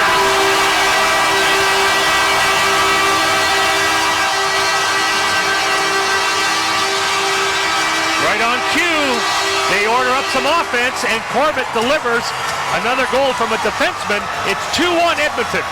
Well, it starts from the face-off. How important are face-offs? You win the puck, you got the puck in the offensive zone. They get it, they put it to the net 2-3 times. Brett Pollock has 2 shots of his own, and the puck gets up to the blue line, and Cody Corbett gets his 9th of the season to make 23 points. That's a timely goal here. These last few shifts by the Oil Kings, they've recovered the momentum, and right now they're feeling good about themselves. Keyser with a good job to get that puck back to the point. He dug it out in the slot, get it back to Corbett, who scores his 9th of the season at 7:17 of this second period. And here's the scoring play being announced. Brought to you by Volvo Edmonton. His 9th of the season and 23rd point, scored by number 2, Cody Corbett. Assist to number 39, Brett Pollock.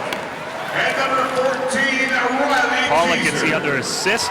Time of the goal, 7 minutes, 17 seconds. That might be a record for the longest goal announcement. It took about a week and a half, it seemed, to get the scoring play. Here's Lazar in front of the net. Patrick! Stop! Rebound! Where's the puck? Who's got it? It must be Burke in his glove, but certainly the Oil Kings go hard to the net there. Burke holds it out. Well, an interesting shot selection by Lazar as he enters the zone. He passes the puck, and it's about 5 feet in the air. But look where Lazar goes. He knows the puck is going to the net. and he goes to the top of the paint with intention. He stops, well, he doesn't even stop, he bumps into Burke, but that's where he does his best work, is 5 feet and out. Lazar, the power forward that he is, sets up the play and then follows it up to the net. Oil Kings getting stronger and stronger, obviously, with the 2-1 lead, and they're trying to, for the first time tonight, take a little control of the game. Pouliot, that's hard to do against this puck possession team of Portland. Well, I think what they've been doing is rather than reacting and trying to chase the puck around, they're getting back to their defensive system. There's a shot that goes wide of the net. Foreman on the pinch, trying to keep it in. Does well enough the first time, now it's flipped out by Leipzig. Bittner waiting for it to come down. Has Patan with them. Patan taking the pass. Patan, nice little pass on the saucer. Backhand and a shot from the blue line by Viveros, turned aside by Jerry. The shots at one point were 12-4, and now they're pretty even. Almost dead even, back 16-15 Winterhawks. Well, I think that the Edmonton Oil Kings have had a chance to regroup with that extended intermission with the teddy bear toss. They've probably gone over some videotape, knowing the coaches in today's game, they've settled each other down, and they've really gotten back to their structure here, and they've turned this into a game. Compliments of your local Remax agents. Chase Delio to take the face-off for Portland. Lazar won it, but not out. Hansen from the line, and Jerry makes the save and holds on. So we talk about how important it is to win face-off. The Oil Kings do that, but uncharacteristically, Griffin Reinhart gets the puck and he throws it away. There's no real contention off the boards, and Hansen is waiting for it right there. Probably more advised to hold the puck, skate it if you got nothing, flip it into the neutral zone. But win face-offs are one thing, but you got to make responsible decisions with the puck when you get it. Reinhart playing his 182nd WHL game. Bjorkstrand now gets it back again, trying to feed the blue line. And out here is Hansen. Josh Hansen. In his 4th year, he might have hit his quota for goals. He had 1 goal in his 1st year, none in his 2nd, got 1 in his 3rd, and he's got 1 here in his 4th. Everything from here on in for Josh Hansen will be gravy. Delio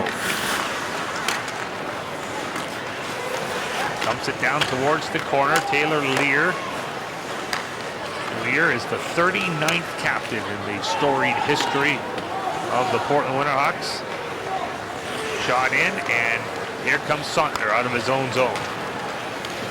Dishes it to Baddock as he goes down that far side. The other number 13 comes in. Iverson gives it right to Sontner. Quick shot wide off the boards.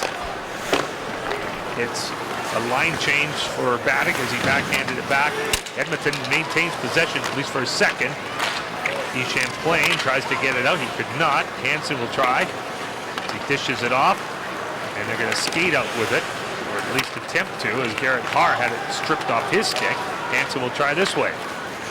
Hansen to Iverson. Carroll checking him. Shot in by D. Champlain.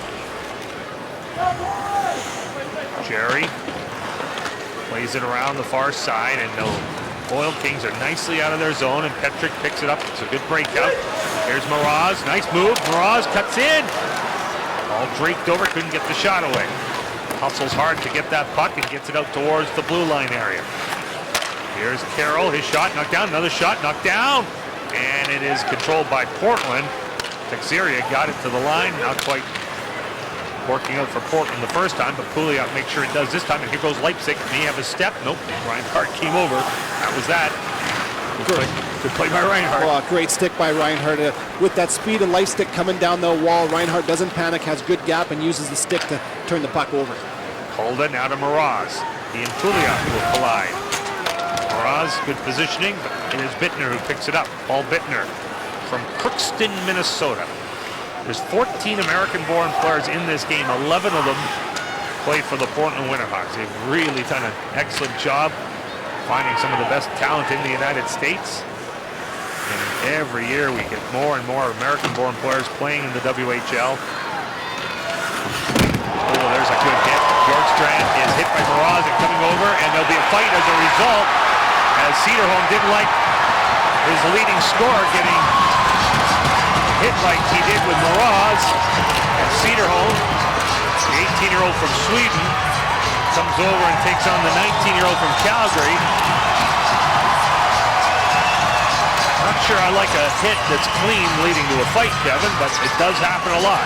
Well, I think you take your hat off to Cedarholm, when clean or not, he's putting up a statement saying you're going to hit our best player, there's going to be a price to pay. I don't have a problem with that whatsoever. Great finish by Mraz, though. All right, we'll step aside. Edmonton leads Portland 2-1. It's the WHL on Shaw. Portland Winterhawks bench with head coach and general manager Mike Johnson down by 1, but you've had some chances. How would you evaluate your team so far tonight? Well, I thought since the break we haven't been as good. I thought early in the game we were really good. I thought we were good on the back check. We were denying some chances, but we got to start to pick up our speed a little bit. Well, 2 teddy bear toss games in 2 nights for you. Tomorrow again in Red Deer. What does that do for momentum for your team? Well, we're used to it in this league. Most teams have that, so you get used to it. But it's a matter of coming out of the break strong, and I thought Edmonton came out better than we did. How does it feel to be back behind the bench? It's great. Thanks for this. We see a big finish here by Mitz Mraz, a second-round draft pick by the Edmonton Oilers. That's shoulder-to-shoulder, and I agree with you, Dan. It's a clean hit. You never like to see it lead to fights, but every once in a while, I don't mind seeing a guy like Cedarholm coming in. He's not known for his fighting. He's a boy stuck in a man's body. He's got all sorts of strength, but he's saying, hey, you're going to come at us with that kind of physicality. There's going to be a price to pay. I don't mind it one bit. 2 teams that just want to play the game of hockey, and they're showing all sorts of intensity. Well, I don't mind it if they give them the extra penalty, and they did. And so Edmonton will get their first power play. And as we mentioned, on home ice, not bad. But overall, they're the 20th ranked power play in the WHL. They lead the game 2-1, and there's a chance in front. Comes back to Lazar, but he couldn't get the shot away. It's 2-5-10 for Cedarholm. He gets a 10-minute misconduct as well. 2 for instigating, 5 for fighting. And Mraz just gets the 5 minutes for fighting. Talked to Derek Laxdell about his power play and the lack of production at home ice, and he says it was not good. It was red rotten to begin the season, but lately they haven't been producing as much as they'd like, but the chances are there, and that's the sign of things to come. They're going to come out of this hole, and they know their power play is going to get better because of the chances it's generating. They just have to now turning it into goals. I'm a little surprised that Lazar only has 1 power play goal all season long. He is obviously a sniper for them with 17 goals. Says a lot about him because he doesn't feast on the power play, but on the other hand, you know he's going to pop some as this season moves along. So far nothing doing for Edmonton, but let's see what they do in the second half of this man advantage. Petrick hits the line, Elio grabs it though and pokes it out to the neutral zone. Portland's PK is 6th ranked. By the way, they've scored 9 shorthanded goals. That's the most in the WHL. And Edmonton's allowed 7 against. That's 2nd highest. So don't be surprised if one were to go in. Regina has, or Prince George rather, has allowed 10 shorthanded goals against. Well, you talk about the 9 shorthanded goals for the Portland Winterhawks. I asked Mike Johnson about that, and it's as a result of his top-end players he trusts to kill penalties. So they're out, and they're leading the way defensively. They don't press to score goals, but they're committed to defense. But when there's an opportunity to go, they know when that is, and when they jump with speed and skill. 9 shorthanded goals, 4. That's a lot. So 26 seconds still remain on this power play as Corbett dishes it off to Reinhardt, who sends it in. Calda has it. Calda spinning off this near wall. Hard pass in front. What a save by Burke. Reinhardt didn't get a lot on it, but he got enough on it, and Burke came across to make a big, and if not big, certainly a timely save. What a fantastic pass by Calda there.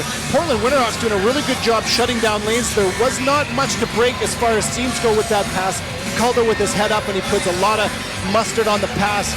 Really good execution on the power play. Reinhardt with 2 goals this year. Kind of shaking his head as he didn't finish that one off. Now comes back to Corbett. Winding up for a shot. Save, rebound, another save. And suddenly the Oil Kings are either up on, I don't know if they put the 17th or 18th shot up, but anyway, they were outshot 12-4 in the first. And you heard Mike Johnson, Kevin. He didn't think that break really served his team well, and I think you were saying that as well. Well, I agree. I had that the Oil Kings rebounded and recuperated from a less than average start to the first 15 minutes of the game. Mike Johnson's not going to be happy with the effort here in the last 15 minutes for the Winterhawks, but we just saw a replay on the power play of the Oil Kings. They're getting the puck up high, getting it to the net, but Burke does a great job not allowing that rebound for the second chance. Petan in over the line, throws it on to Jerry. Easy save. They do count that as a shot as he turns that aside. And back comes Lazar as he picks up the puck, banks it off the boards, and gives chase. Pouliot will get there first as he sweeps it around this near side. From the blue line, that long shot hits the leg, bounces to Lazar in front for Bertolucci. It was Eller who was centering it for Bertolucci. Benson off the bench, can't get a pass because Portland's got the puck. So Benson retreats on the back check. There's 4 Oil Kings back there, so nothing doing for Portland. Delayed offside, but Sontner's got it. Sontner with room, and then he banks it, or galloped it up the boards, and it's banked off the boards by Bertolucci, and then shot out of play, but that hit something first. You're talking about game changers. You look at Nicholas Petan, led the league last year with 120 points. Here's a stat that amazes me. All games except for one, he's got at least 1 point in. 24 points in his last 9 games. This is a guy that can change games because of his, not only his skill, but his speed. He knows his change of speed, I should say. He knows when to go and when to lay off. He distributes the puck well. He kind of rope-a-dopes at times in the offensive zone. Defenders lose them and he jumps to holes for opportunities. Maybe the best at it in the league. Incidentally, nobody since January of 2012 in Canada junior hockey has more points. 180 points in 99 games for Petan. Kevin, they looked at that, they had a talk about it, and they did in fact think that Hansen threw it over the glass, so it is a penalty, and Edmonton will have their second power play. Each team has had one of these delay a game, puck over the glass penalties. There's a long shot that's knocked down. 2 minutes for delay a game. One of the linesmen had said it went off somebody, but obviously overruled. Corbett's shot, that goes wide. Helio starts back the other way. Helio sends it down the ice. Reinhardt trying to box Lear out of the picture, and he does just that. This power play brought to you by the Days Inn. Days Inn has 34 hotels throughout Western Canada, and they're all warm tonight. Visit daysinn.ca. Lazar gets it back to Reinhardt, and it goes out to the neutral zone. Minus 36 was the wind chill as we came into this building.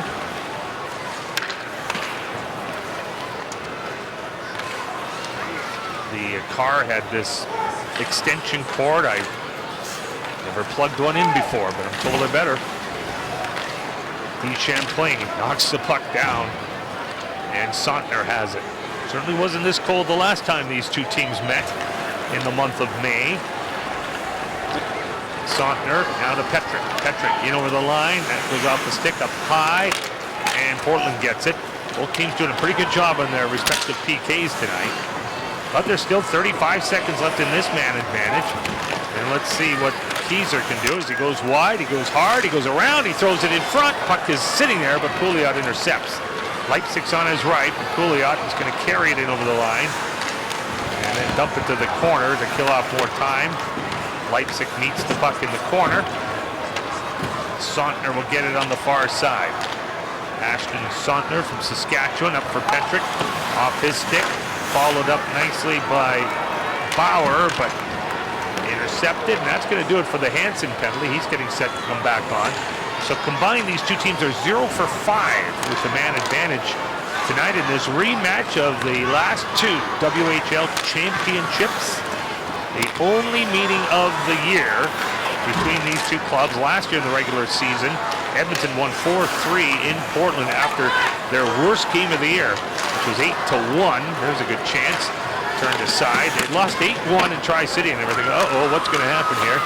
They go to Portland. They beat the Winterhawks and did very well from there on in. Baddock gets the puck back out to the line. Long, high shot. That's tipped off over top the net. Bertolucci. Zone time good here for Edmonton. This is that killer B line. Long shot, deflects twice on the way to the net. Unable to get a stick at the end was Brandon Baddock. And now Portland, Leipzig. That was read nicely. Nothing but white-shirted Winterhawks there to take the puck off Calda. And Bittner starts back. Avoids one check. Tries to stick handle all the way through. That does not work out. Doesn't usually. No, it doesn't, especially when you have a unit of 5 like the Oil Kings did back on defense. Patan, turnaround pass in front of the net. That's a tricky little play. Iverson couldn't handle the pass. Back the other way. Here comes Mads Eller. Eller hits the line. Knocked off his stick. Now we got the teams pretty close checking at this stage of the second period, which has 2 minutes remaining. And these teams might need a break because remember there was 4:40 left when the Teddy Bears threw. So they've been on the ice for almost 25 minutes when this period comes to an end. I'm going to have to massage my neck. I've been looking to the right the majority of the time here. Edmonton's had possession in the O-zone most of the time. Maybe you'll massage it for me, Dan? No, that's not going to happen. Bill's asked me that before, and that ship never gets sailed. Team game. It's a team game. Now we've got the producer down the truck who said that we have people to do that. All right. There's Burke trying to cover it up, and he does. Face-off will be in the Portland zone. Well, a real good shift by the Oil Kings again. You see Reed Petrick, his line plays a heavy, heavy line. We talked about the Killer B line before that. Benson Baddock and Bertolucci, they smother the puck, and when they get puck possession, they're fine by cycling it, taking it around the wall. Petrick's line as well with Kaiser and Pollock. Same thing, win the battles on the wall, wear down the defense, and then take the puck to the net. Players are such a creature of habit, of course, Kevin. In 20-minute periods, they're kind of used to the energy that goes into it. A 25-minute period, maybe that's one of the reasons it's kind of slowed down the last couple of minutes of this second period. They'll feel that for sure. 72 games in a season plus playoffs at 20 minutes, another 5 minutes adds a lot. Offensive zone face-off for Edmonton. Portland, only the 1 goal tonight, come into this game with 35 goals in their last 6 games. So Edmonton doing a great job containing Portland so far, leading 2-1. They gave up the first goal 4 minutes into the first on a 2-on-1. Tied it on the Teddy Bear goal, and have gone ahead on the Corbett goal here in the second. Here's Delio going in on the backhand, throwing it in front, goes back out towards the line. Poked, but not very convincingly by Pollock, so he doesn't get it out of his own zone. Bjorkstrand trying to work off the wall. Checked by Irving. Good job by Bjorkstrand to get it out to the point. There's a long shot through traffic. Hits his stick, goes wide of the net. Lear trying to gobble it up. Lear to Delio. Delio back to the net. Putting on the break. Sontner trying to chase him. Delio out to the line. Now Pouliot. One-timer shot. That could be a broken stick. That could be a break the other way, and it is. Miraz, potential 2-on-1. Miraz holds, trying to get the puck. The player without the stick on the back check to Xiria. Couldn't do much, but it does not materialize for a scoring chance for Edmonton. Lazar trying to make one there, but he can't. 20 seconds to go in the period. Here comes Delio going in. A little bit of a step on the Edmonton defense, but he doesn't get the shot, and Lazar has it. Delio so crafty with his stick as he pickpockets the defender for the Oil Kings, almost turns that into a scoring chance. 9 seconds of the second period. Looks like Edmonton will take a lead into the third period. When they do, they're 12-2 this season. They're up 2-1. They get the Teddy Bear goal that sent everybody to the dressing room, and then, as I mentioned, Corbett, the only goal of the second period, as we go back to Andy Neal. All right, thanks very much, Dan. Coming up in the second intermission, we will hear from Taylor Lear, who is off to Canada's selection camp for the World Junior team next week, one of 3 Winterhawks in that regard. Please have Lauren Mulligan, the general manager of the Saskatoon Blades, who's here at Rexall Place tonight. We'll talk to him one-on-one. And Mitch Miraz raising his game this season for the Edmonton Oil Kings. Through 2 periods of play at Rexall, it's the Oil Kings 2, the Winterhawks 1. On Levin Machinery, WHL on Shaw. The Oil Kings lead 2-1 after 40 here in Edmonton. I'm with Portland Winterhawks captain Taylor Lear. Taylor, what do you need to do to regain the lead? I thought we played well in the first period, but we slowed up a little bit in the second. I thought they took it to us. They got that, obviously, the Teddy Bear toss goal, and we had the break, and I think they kind of took momentum through that break and kind of took it to us, like I said, in the second part of that period. But I think we sort of get more pucks to the net here and get to Jari a little bit. He's kind of hot right now. There's a lot of excitement in the building for the Teddy Bear toss. Can you feed off that energy at all? Yeah, it's kind of hard when you're on the road. They got their fans. It's a pretty packed house tonight, so I mean, it'd be nice if we were at home, but we got to create our own energy. Like I said, we got to go to the net more, get more pucks up, maybe grab a few hits, and we'll see where that takes us. Now you're coming off the Subway Super Series as well. How did that experience prepare you for the World Juniors? It was very good. Brent Sutter was a great coach for us. All the guys, they were very skilled players, and it was fun. A lot of good guys in that team, and we were lucky enough to beat the Russians and win that series. And it was a really good experience to, get a little something before we go to World Juniors. Me, Derek, and Nick Matan. Well, and those familiar faces on that team, what does that do for a comfort level for you? Yeah, it's very nice. It'd be kind of hard if you're the only one going off your team. You'd be a little bit shy off the start, so it's good that I have Derek and Nick to work with. They're both really good guys, and I think we'll have a really good time. Thanks for this. Good luck in the park. All right, thank you very much. We'll go upstairs to Andy Neal. All right, thanks very much, Alana. Pleased to be joined with the Saskatoon Blades General Manager, Lauren Mulliken. Great to have you here, Lauren, for the game. I know you're scouting the team that you're going to be facing on Tuesday night that we'll be having here on Shaw. So what do you think of the Oil Kings so far tonight and what your team will get on Tuesday? Well, I thought they got off to a bit of a slow start, but as the game went on, they've done a real good job, especially away from the puck. They're big, they're strong, and they've done a good job against a highly skilled Portland team. Well, what about your Saskatoon Blades? Last year, building so much for that, hosting the MasterCard Memorial Cup. So many players had to be moved because of the 19-year-old situation last season. What do you make of your team start this year after going through the rough patch early? Good stretch, but now another rough patch right now. What do you make of it? Well, we knew that it was going to be a rebuilding process, and we've kind of emptied our cupboards in Saskatoon over the years. We've had some real good hockey clubs, and certainly last year with the Memorial Cup, we wanted to do whatever we had to do to put the best ice on the ice possible, and that was the commitment we made to our league. So, it's hurting us now as we move down the road, but certainly it's time to rebuild, retool, and for the most part, I'm a firm believer that our team has competed extremely hard this year. Some nights our youth is showing up, but other than that, the players have really worked hard. You were part of the host team as well in Regina back in 2001, and I kind of wondered about the rebuild after. Is it worth being the host team and having to deal with what you have to after that and trying to rebuild back to where you were? Well, you know what? To be a part of a Memorial Cup is something special. I think it's win, lose, or draw. I think it's an experience that our players can take with them forever, and it's such a great tournament, and to be a part of it last year in Saskatoon was amazing. Well, you're now just the general manager. You gave the head coaching title to Dave Strush. What about for you personally, just having the one role? How's that suited you so far this season? Well, it's different, to be real honest with you. It's been a big adjustment, but it's given me an opportunity to learn the other teams and the players, and that's been my main focus here in the first part of the season. I haven't seen our team play a whole bunch, but certainly just trying to get more familiar with our league and our players and the players in the league. You're talking about the effort of your team. What about the job Dave has done in his first year after so many years as the assistant guy on the bench? Well, I think it's a bit of a learning experience for him also. I think that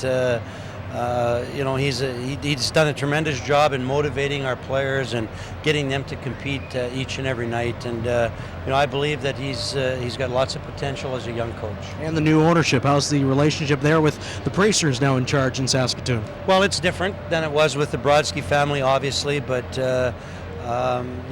they've treated us exceptionally well. They want to do whatever's possible to help everyone succeed in our organization, and certainly it's been a lot of fun having them around. Well, Nikita Sherbak was the last player chosen by a WHL team in the 2013 CHL import draft. Turns out that pick has played out well for your team. How about his impact for the Blades in his first year in the WHL? Well, he's been incredible for us. He's a highly skilled player that just loves to play the game of hockey, and I believe he's leading all rookies in scoring. He's in the top 10 or 20 in scoring in our league, and he's as with each game that goes by, he's adjusting and getting better. And he's the biggest thing is he's starting to learn English. When he first came over, he didn't understand anything, but he's done a tremendous job, and he's a young guy that's lots of fun to be around. Was he surprised or disappointed about not getting the invite for Russia in their selection camp? Well, you know what? I thought in the game that he played in Red Deer, he was just okay. I think maybe there was some nerves. He didn't know what to expect. And to be quite honest with you, I don't think that the people from Russia knew who he was. But certainly what he's done here with our team and the Western Hockey League opened up a lot of eyes and awarded him that opportunity to show what he was capable of doing. You're getting a chance to see some young guys on your team. Who do you think has stepped up for your group this season in roles that they're maybe not used to?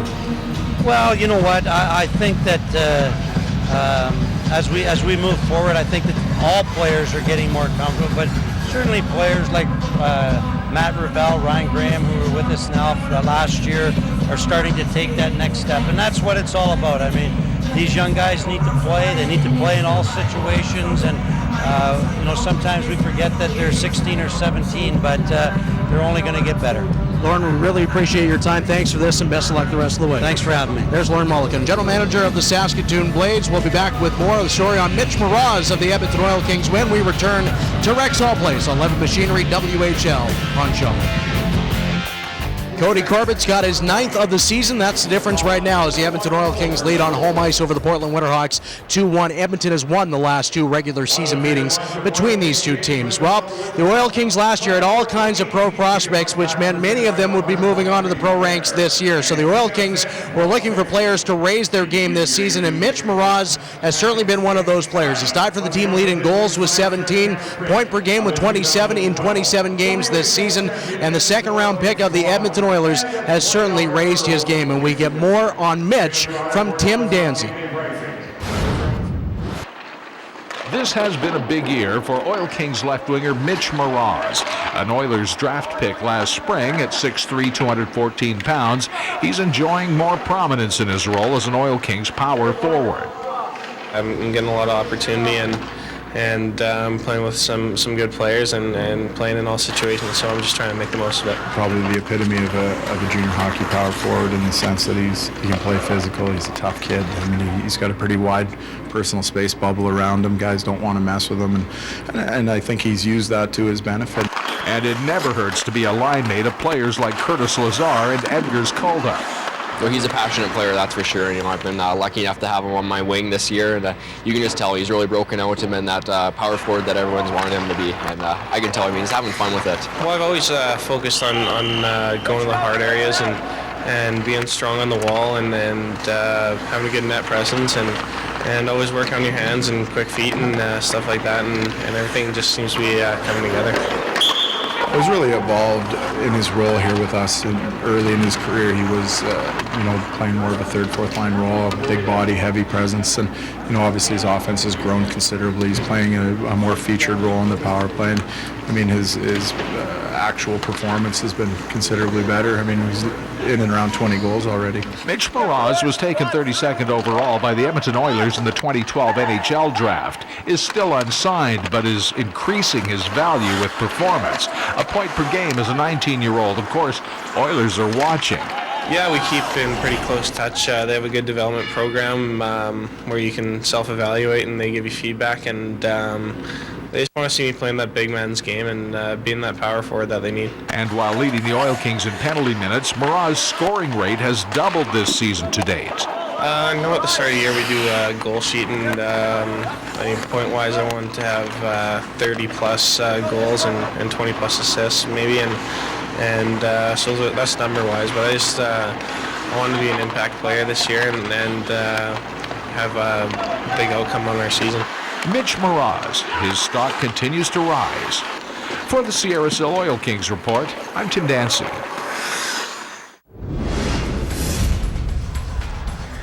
Well, there's 8 other games going on right now in the WHL. They're into the shootout now. Moose Jaw and Regina. Regina tying it late from Chandler Stevenson, his 13th of the season. Swift Current has defeated the Brandon Wheat Kings by a 4-3 count, so the Broncos up to 41 points on the year. They will keep their lead in the Eastern Conference. Lethbridge has now just gone ahead 2-0 on Prince Albert. They're in the second period. Tyler Wong with his 12th. So the Hurricanes, it's a 2-0 lead on the Raiders. Kootenay Ice up on the Kamloops Blazers. It's now 2-1. Josh Connolly has just scored for the Blazers, but Jaden DeShano and Tim Bozon has scored against his former team, his 8th of the season. Meanwhile, in Prince George, the first of 2 between Tri-City and the Cougars, 2-2 tie in the second period of play there.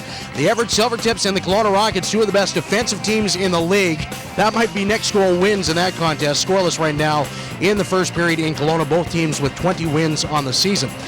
Meanwhile, it is Spokane and Seattle tied at 1. The Thunderbirds trying to extend their win streak to 5. Brandon Truk has their goal. Adam Haluka's 13th for Spokane. And goals from Trace Elson and Brandon McGee in the BC Capital. 1-1 tie between the Vancouver Giants and the Victoria Royals in the first of 3 straight between those BC division rivals, as they'll play tomorrow night in Victoria, then Tuesday in Vancouver. And for all information on the Western Hockey League, just go to its website, www.whl.ca. You can get links to all 22 teams around the league. And RE/MAX is excited to offer fans a chance to win a group of 10 tickets to an upcoming game. To enter, visit WHL.ca and click on the RE/MAX Home Team Contest button. RE/MAX, official realtors of the WHL. Outstanding agents, outstanding results. Dan Russell, Kevin Sawyer, Alana Nolan on the other side of the break for the third period from Edmonton on Levitt Machinery, WHL on show. We're back in Edmonton. Dan Russell alongside Kevin Sawyer tonight in frigid northern Alberta. Well, it shouldn't be a surprise. These two teams went 7 games 2 years ago. They went 6 games last year, and we've got a 2-1 regular season game here. Well, it's offense versus defense. It's been a fantastic game. First period goes to Portland, second period Edmonton Oilers. But look, we talk about gap. Look at the gap here by Harsh, holding the blue line, stick on puck, turnover. Pouliot again, confident in his skating, holds the blue line, good gap, stick on puck. Who gets the puck back? Portland. And another example, the 16-year-old Texera, puck stick to the middle of the ice, good gap again. That's what we're talking about. If you give too much time and space in front of you, too much offense generates in front of you. Face-off win for Portland, an over-forecheck situation. Good job by Hart, recognizing somebody's got to be open. Portland gets out of their zone way too easily. You got to be smart with your forecheck. Look who leads the rush. Bjorkstrand on the 2-on-1 administers the puck. Now stop the tape. Nobody's farther away from the Portland net than Bjorkstrand. Play it. Watch his commitment away from the puck. He's up the ice like he's on fire. Strong with the puck, strong without it. That's why he's a third-round pick for the Columbus Blue Jackets. And that's why he'll be a pro. Coaches love that kind of commitment away from the puck. That's what wins championships. Getting ready for the start of the third period. As you look at the summary, Corbett at 7:17, the go-ahead goal for Edmonton. The shots in that period, a turnaround. After Portland outshot Edmonton 12-4 in the first, it was 14-6 the other way in the second. So through 2 periods, 21-18 in favor of the Oil Kings. Portland's Pouliot gets the puck back. There's Haar through the neutral zone. Iverson has it poked off his stick, and back deep into their own zone, the Winterhawks are forced to go. Pouliot waiting for it, hits the back of the net, so he doesn't get it. And the Portland player, Teixeira, who's been rather involved here, that's him with the puck. He was taken down, got back up, lead pass out, it goes to the neutral zone. Schoenborn going in with one hand. Jerry makes the save on that. Tristan Jerry playing his 65th WHL game. He has 42 wins and a career save percentage of .922. And it's just amazing what the Oil Kings have been doing in terms of goals against, especially Jerry. As Lazar goes in, he goes wide. Lazar tries to dish it to Mraz. Mraz gets it to the blue line. There's a long shot that changed directions. Now Reinhardt from this side, another one changes directions. Lazar got his stick on that one. Calda goes to it. And here comes Portland out of their own zone. Leipzig in over the blue line. Leipzig's hard pass to Pouliot. Quick shot, just missed the far corner. Patan's shot, that was kicked away by Jerry.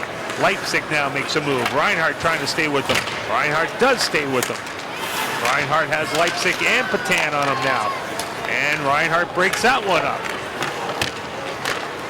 Not for long, however. All those veteran players down there battling each other. Here comes Lazar. Lazar will send it into the Portland zone. Around the boards, it comes on this near side to Pouliot as both teams make changes. Nice shift by both of the top lines from both teams. Lazar versus Pouliot, the 2 future potential teammates for Team Canada. How much bragging rights do you think in this third period for a regular season game here, Kevin? No question about it. There's lots at stake there, lots of pride, and it's setting it up for the playoffs as well. Don't think they will remember. Good for, you were saying off the air too, good for Portland to be into one of these types of games. They haven't had that many. They've been just rolling along, scoring so many goals. How many times they've been down 2-1 going to the third? I would say very, very few times, if at all. Batting at the line is a delayed offside. No whistle yet. Now there's the whistle. Levitt Machinery is a proud sponsor of WHL on Shaw. Need a lift? Stack it, reach it, lift it, Levitt. Check out the execution on the entry here. It's a 3-on-2 Leipzig, no panic. There's Pouliot on the back end coming in on that second wave. Leipzig with a heads up finds him. That's a great 3-on-2. Bittner drives the middle of the net, opening up the ice for Pouliot on that shot wide. Deep in the Edmonton zone, the Winterhawks trying to get a forecheck going. They do come up with the puck. Price trying to get a shot away. Here comes Edmonton. Nice pass with one hand as they come in on a quick shot that's taken by Bauer and smothered by Burke. Well, a great job by the 17-year-old Lane Bauer for the Edmonton Oil Kings, drafted in the USHL. He's great stick on puck in the defensive zone, then he jumps onto offense, 2-on-1, shoots the puck, looking for the rebound, but look at Burke. He sponges it up, no second chance. Bauer from Anchorage, Alaska. And there's Sean Burke. As you look at him, he's got 50 wins, which is number 8 in Portland history, tied with Clint Malarchuk. Did I not call him Brendan Burke? Thank you, Dave Roberts. Did I say Sean Burke? Well, there's Sean's son making a save, and Sean's son makes another one, and Shaw's son has traffic in his goal crease. Brendan making a name for himself. Who's his dad? Year. I'm not sure. His name slips my mind.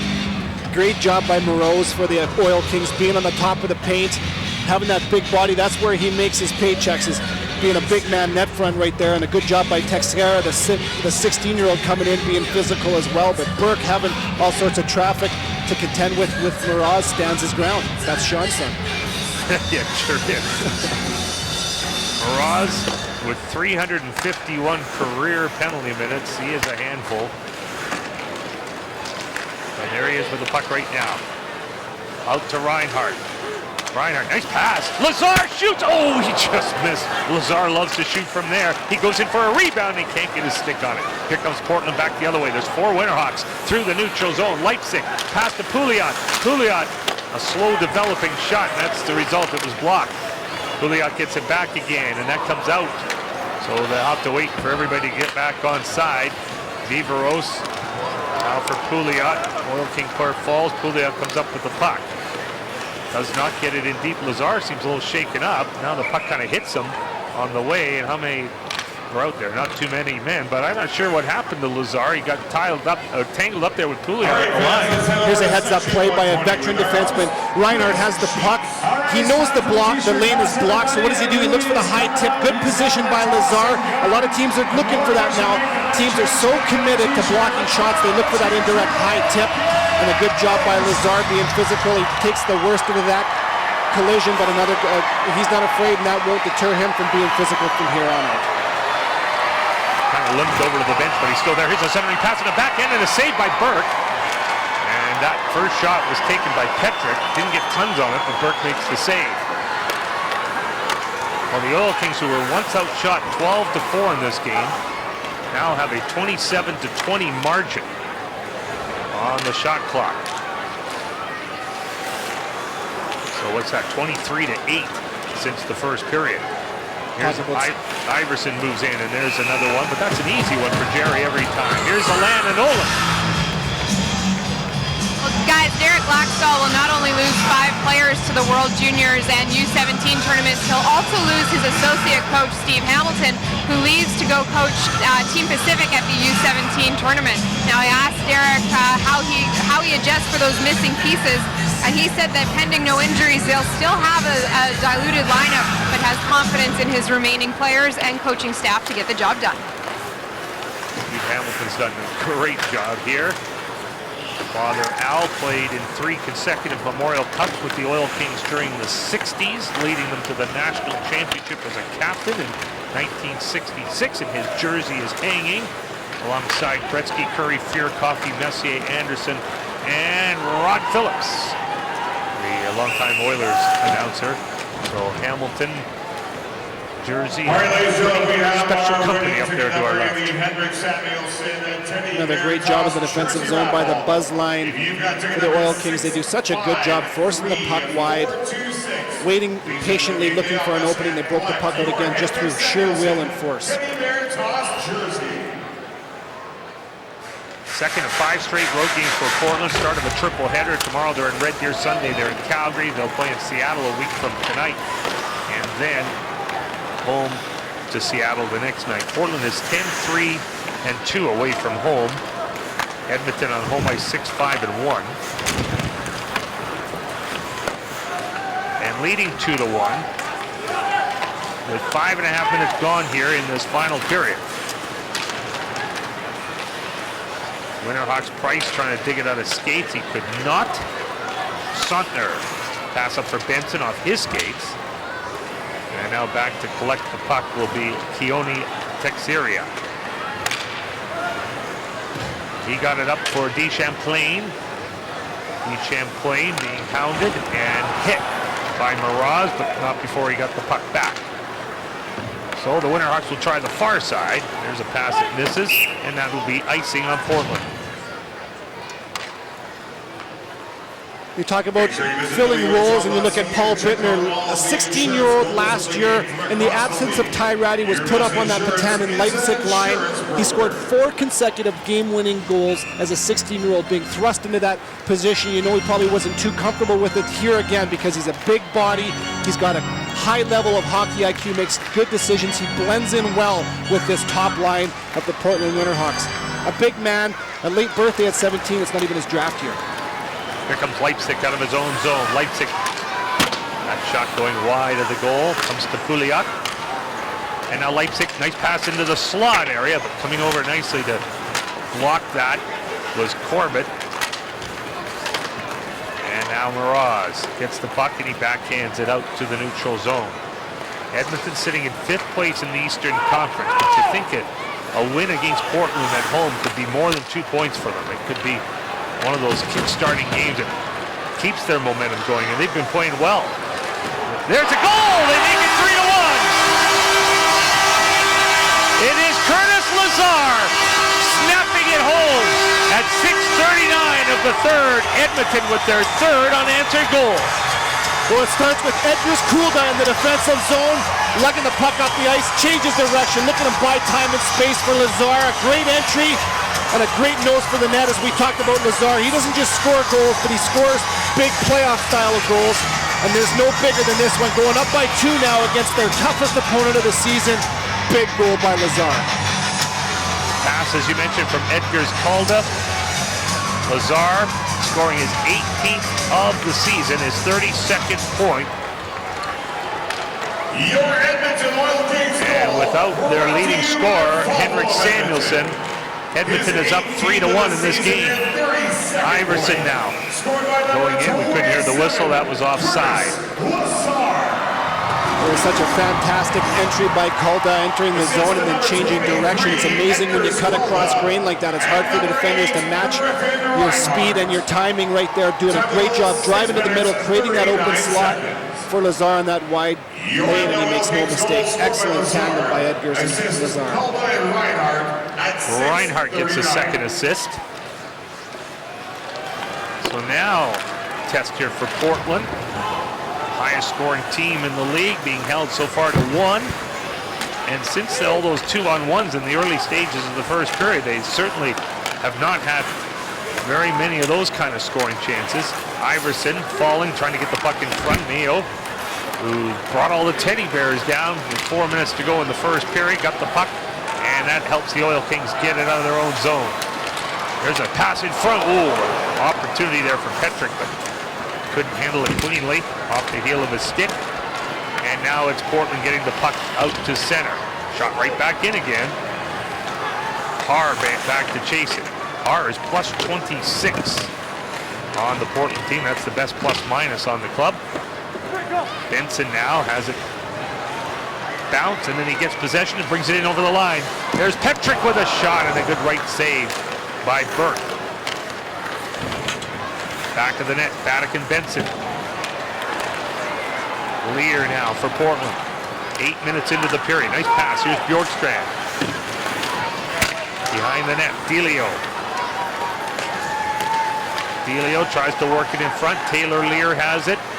Drop pass. They work it around. It's Bjorkstrand's shot, and that bounces. Hit Jerry and then bounce wide of the net. Delio with a great move, and there he comes off the backboards with a save by Jerry. There's a big scramble. The referee could not be any closer to wave that one off. The referee almost in the net to wave it off. No goal. Well, a good response shift here from the Portland Winterhawks as Delio and Lear are working like mad here down low. Delio's got the puck. Look how evasive he is. He goes straight to the net as he beats Irvine out of the corner. Taylor Lear, won't be far behind. 3 white jerseys in the crease. It ends up in the net, but I don't think before the whistle. But here is a great job playing strong below the goal line by these 3, Delio, Bjorkstrand, and Lear. There's the overhead. You look at it, and the other overhead was the referee. See him? He had an overhead. Oh, what a good job by him sacrificing the body. How close can you get? Well, they'll look at it. They'll talk about it. But if the whistle blew, the whistle blew. Planking on the top of the net right there. He almost brought it off its support. Well, let's see. A couple years ago, they'll have to remind me, we had a video in a final that did not count as a goal that later was said to have been, should have been a goal. Referee is waving that off, so well, we'll just have to see how this will play out. Well, it's not a question of whether it went in, it's whether it went in before the whistle. Pretty sure the whistle went, but I tend to agree with you. There's Zalaski, the one who blew the whistle. Says this game is still 3-1. But they talk about a shift that Portland can build some momentum off. Really good job outnumbering. Yeah, there's no question about that. Whistle blew a second or 2 seconds before the puck entered. Good call. So Mraz gets the puck off the board, but he can't get it out. Leipzig turns, passes, ends up in front of the net. Almost took a Portland bounce, but Bittner couldn't find it. Leipzig has it again. Taken off his stick by Reinhart and knocked out of the air with a high stick. Well, a second shift in a row here for Portland where they've won it. They seem to be getting some momentum. They're not a team that is going to go away by any means. They've been through the peaks and the valleys of every situation you can experience in a hockey game or in a hockey series. Right now, sure, they're down by 2 goals and they've been outplayed, but this is a team that you've got to take the entire 60 minutes. You let them in even for a shift and they can gain momentum and score in flashes. This would be a great start for Edmonton on a long stretch of home games. 10 of their next 13 are at home, including tonight. They do play road games in Saskatoon and PA next week. Medicine Hat's here on Sunday. And it's pretty hard to believe that Prince George came in here and won 8-3 a couple weeks ago. When you think how stingy the Oil Kings have been, if you throw out that 8-3 game, they've allowed 12 goals in their last 10 games. We got to look at Brandon Baddock again. He's a guy that scored a couple big goals, one in Lethbridge and then one against Kootenay the other day, and Derek Laxdal says it's because of the time and space he's creating with his body. He's really starting to be a physical force out there, and it's paying dividends offensively for him. Nearing the halfway mark of this third period as one of the Edmonton Oil Kings, Ken Carroll, was flattened just inside his own line, but he's back up.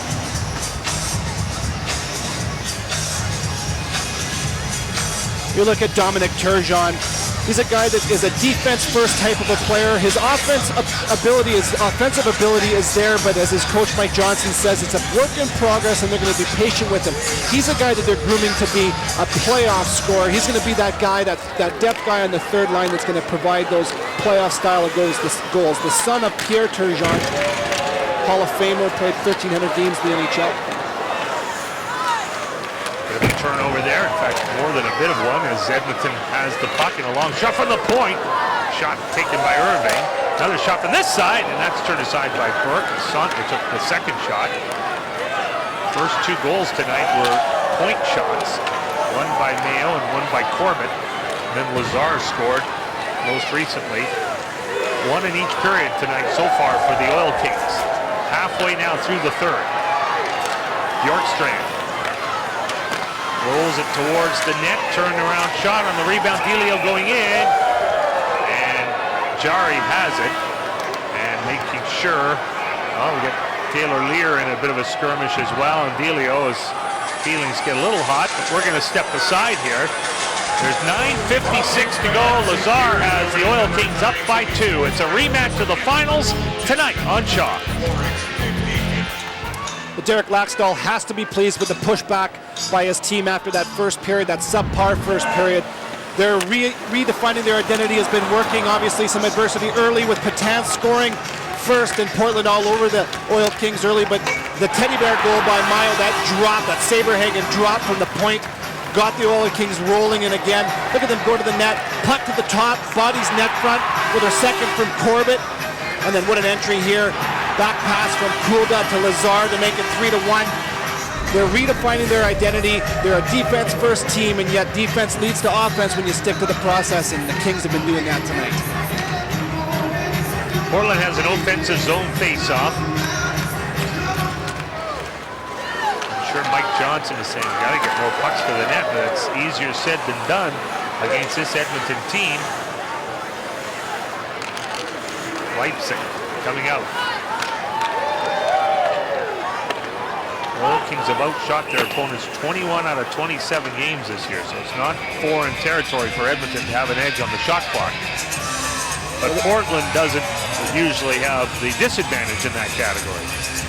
Well, this will be a good teaching opportunity for Mike Johnson, as we said earlier. They don't get a whole lot of adversity, and that's not to say that teams don't bring their best effort towards them, but this has got to be one of the best defensive efforts that the Portland Winterhawks have seen this year. You know that Johnson will be going to the tape and teaching his players how to fight through. This is a playoff style of game, and you know that Portland's going to have to be able to succeed in these situations. From the line, a shot turned aside by Burke. That was Reinhardt shooting that one, and Portland coming out. Patan for Leipzig over top of his stick. Reinhardt is on a strong game here tonight. Plays it off the boards. Calda. Long pass. Lazar in over the line. Miraz trying to reach it. Cannot. Juliot's got it. Miraz goes heavily into the end boards. Corbett. And now it is Irving. Aaron Irving. Local boy. Here's Bjorkstrand trying to get his shot away. Bjorkstrand, nice pass. Patan off his stick though, and Patan doesn't make that mistake very often. Bannock couldn't get the puck in deep. Bertolucci has a chance, so does Bannock again. He's hit. Bertolucci follows it up, throws it in front, and it goes off the Portland point right to Burke, and he holds on to stop the play. Well, a redirect was almost a one-timer into the net from Turgeon as he's trying to knock the puck down from Bertolucci from the corner. As you see him get onto it and throw the puck to the net from anywhere, funnel the puck to the net, and good things happen. Turgeon almost helps out Bertolucci get his first of the year. 6 assists on the year for number 11 from Montrose. Almost had his first one there off of an opponent's stick. Hard to believe, even though Edmonton is such a great team defensively, Portland has 33 more goals than the second highest scoring team in the entire league, which was Current. And yet they've held to 1 here tonight. Well, like you said earlier, Dan, that'll bode well for their confidence for Edmonton. Yes, it's 2 points, but it's so much more than that. It's a belief system that they can beat the best with their system. Portland trying to come out of their own zone. They're led by Iverson as he hits the line. And no further. Here comes Benson. Benson for a high shot that goes wide and out to the neutral zone. In over the blue line, the Oil Kings stay on it. Benson can't reach it behind the net. Petrick goes in there, and there's a pursuit of Edmonton on the forecheck. And since the first period, they've had that part of the game down pretty much mastered. Hasn't been much room there for the Winterhawks to come out. And if you were with us at the beginning, you might not believe it now as you look at this game, but they had 4 2-on-1 breaks. The Portland Winterhawks did in the first, 8 minutes of the opening period? Bjorkstrand trying to get his stick on. He couldn't reach it. Here's Brett Pollock. Lead pass brought to the line and held onside. A high shot, and Burke is going to handle that one, and he'll hold on. Look at the top 10 in the CHL, and you know that you're going to find one team there for sure. The best team in the Western Hockey League as of late, the Portland Winterhawks.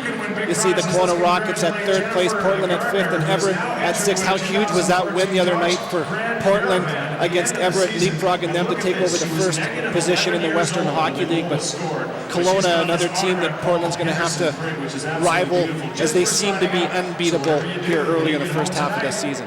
Portland has not had one game this year where they've been held to 1 goal. They've had 2 a few times, but not since Everett on November 15th.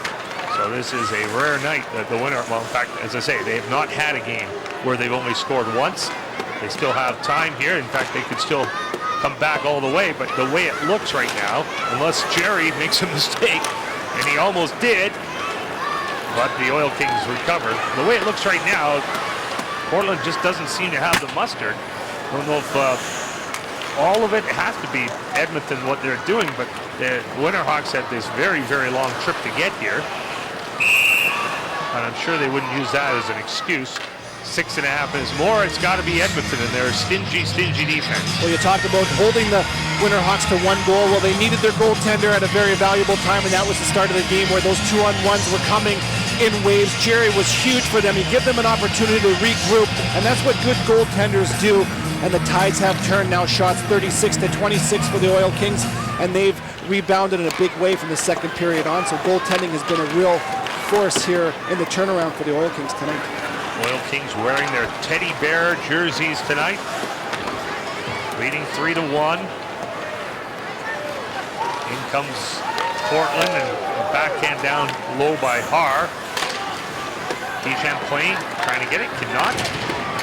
And now it's shot back in again. Champlain trying to come off the backboards. There's Price with it. Price gets it over to Rossignol. Rossignol trying to feed it in front of the goal. Banks it off the boards, out to the line. Long shot, that goes wide. Edmonton has lots of room to move it out. Battix, long pass, missed Benson though. He had more room than that pass indicated. That's icing called on Edmonton. Look at Aaron Irving, the 17-year-old, 9th overall pick in the 2012 draft. Coach has nothing but good things to say about this kid. His leadership qualities are just there. They're God-given for him. His habits, he's prototypical pro, he says. They thought that Curtis Lazar was the prototypical pro, but he says even more so for Aaron Irvine. What a compliment that is for a 17-year-old guy. He had 7 points in the Alberta Junior Hockey League last year, 20 points so far in the Western League. Look at this chance in front of the net. Delio on the backhand, but Jerry's there once more. Delio didn't get a lot on that, but he was nose to nose with Jerry, and Jerry just makes it all look pretty darn easy, doesn't he? Certainly does, and that's what good goaltenders do, is they're square to the puck. They don't have to overreact. They're confident in their angles, pardon me, and it does look easy when goaltenders are in the zone. October 5th was the last time he allowed 3 goals in a game, or over 3 goals, I should say. He's number 2 in goals against. He's number 2 in wins. He's number 2 in shutouts. He's number 4 in save percentage. And he's not invited to the Team Canada, but they only invited 2 goalies, so certainly would make a strong case if they were inviting more. Back of the net. Oil Kings trying to work it in front with 5 minutes remaining in this 3rd period. Mayo's shot from the line. That's where he ignited the teddy bear explosion a couple hours ago. Pouliot. Long pass. Broken up in the neutral zone. Bjorkstrand trying to chase after it. Flipped up there. Bjorkstrand was really dangerous in the 1st period. Semi-dangerous in the 2nd period. Not very dangerous here in the 3rd, but he's had other company. Well, I think he's one of the most dynamic players on the ice, and we saw that clip of the way he plays away from the puck. Obviously can score. I love watching this kid play. Pouliot from the line. Shot, scores! Pouliot got it all the way through, and it is now a 1-goal game with 4.5 minutes remaining in the 3rd period. We talked about how Portland and they're a team that you just cannot let off the hook. They get a shift here, a half a shift with ozone time. Pouliot so cool under pressure, gets the puck on his stick here. There's too much time and space there for him. He actually waits for the lane to close. I'm wondering if he's using the defenders of the Oil Kings as a screen, and he flicks it on that. Even his celebration is common too. This guy does not get overly excited, but it's a one-goal hockey game because of the best defenseman on the ice tonight, in my opinion, Derek Pouliot. He had 9 goals last year. He's got 9 now this year. 4 of the 5 goals tonight, Kevin, have come from point shots. Only Lazar's goal by a forward tonight. Well, it's going to make the point on the shift prior to that for the Oil Kings again. They get the puck from bottom to top, east and west, D to D, and they're getting shots to the net because those lanes are opening because they're moving the puck so well from the point. Patan and Haar drawing the assists at 15:32. So now we have an interesting finish shaping up. We'll see if it turns out to be that way as it's a one-goal game. Mirage brings it in. Here's Cole, a shot. He scores!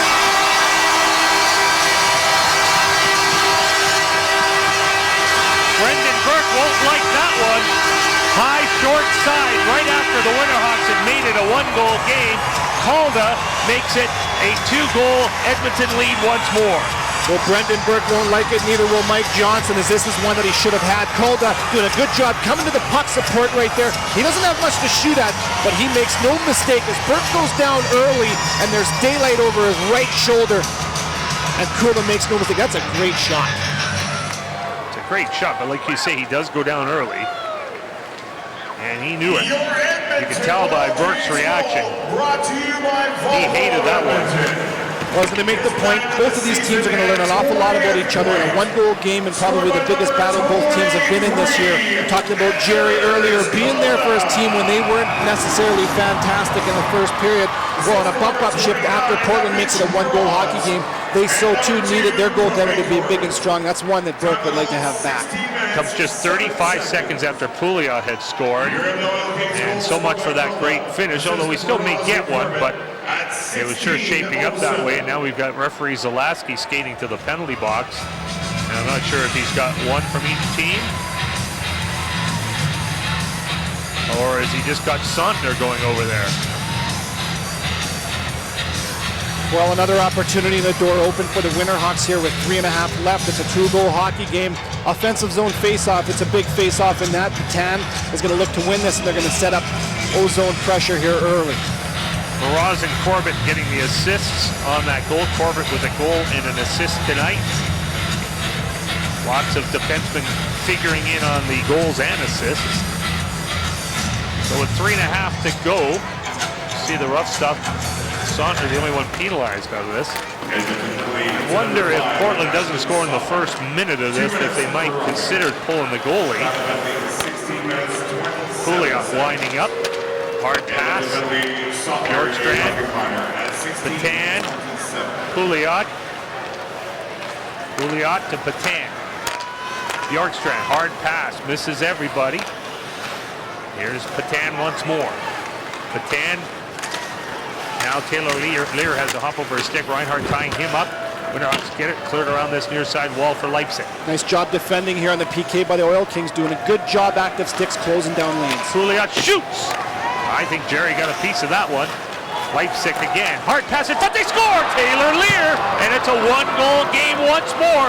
What hands shown by Taylor Lear on the quick pass, and it's a power play goal, 2:47 left. Well, another invite to Team Canada and Taylor Lear, the captain for the Winterhawks. He does not have a whole lot of time to get this puck on his stick and off his stick.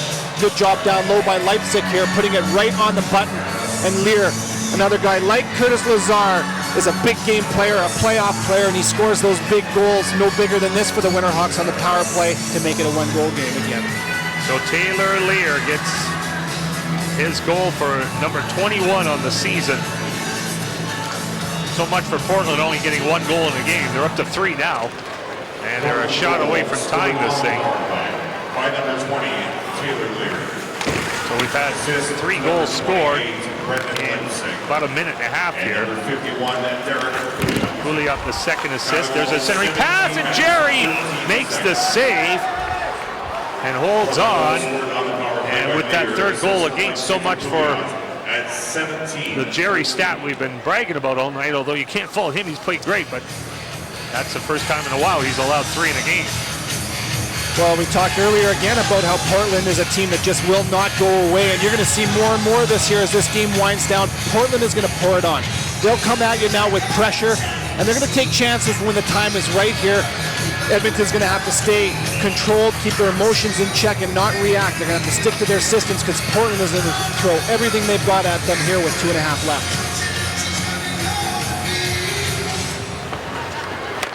All right, let's see how the last 2.5 unfold as Reinhart shoots it in. Leipzig has it now. And how big is that one by Calda? It got by Burke. Although I'm not sure, maybe the penalty distribution, would it be the same on that roughing? Who knows? Makes you wonder, doesn't it? 2-goal game, 1-goal game. It seemed to be necessary to have a power play out of that. There's a long lead pass for Calda. Down the ice. Oh, Calda can't reach it before the icing line. Well, there's one example of maybe hybrid, but I'm not a hybrid guy. I like the WHL rule. I like the CHL rule. I like the no-touch icing that's used in the Olympics. And I guess Calda would have gotten there first, so that would have avoided icing in the NHL, but not in the WHL. Well, a good effort by him there for sure. He clearly wasn't there in time, but he showed his speed there. No question he can get around the ice easily. But that's the first time it's happened tonight, and it doesn't happen very often. So it's a lot of talk about how good the hybrid is. I think the no-touch is the best, but different people have different opinions. There's a turnaround shot by Delio. I don't know if Jerry knows where it is. He does now, as he's got it. He sure had that moment of, uh-oh, where is that thing?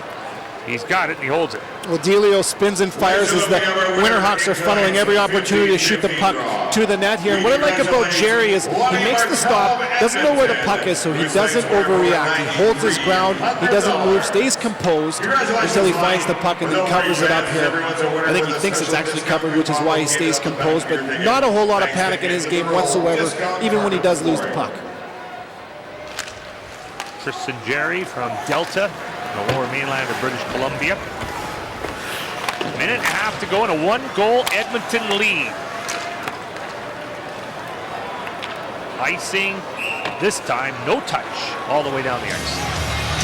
Well, I think Edmonton's in danger here of getting away from what got them their success. They attacked, they got the puck in the offensive zone because they played great defense and they were proactive. A lot of teams will sit back and try to protect the lead. You don't want to do that against the Portland Winterhawks because they will definitely take it to you. They're going to come at you regardless, but you got to stick to your plan and stay aggressive if you're the Oil Kings, for me, if they want to have a chance to hold Portland off. So a timeout's been called by Mike Johnson with minute 21 to go. He's got the face-off down there.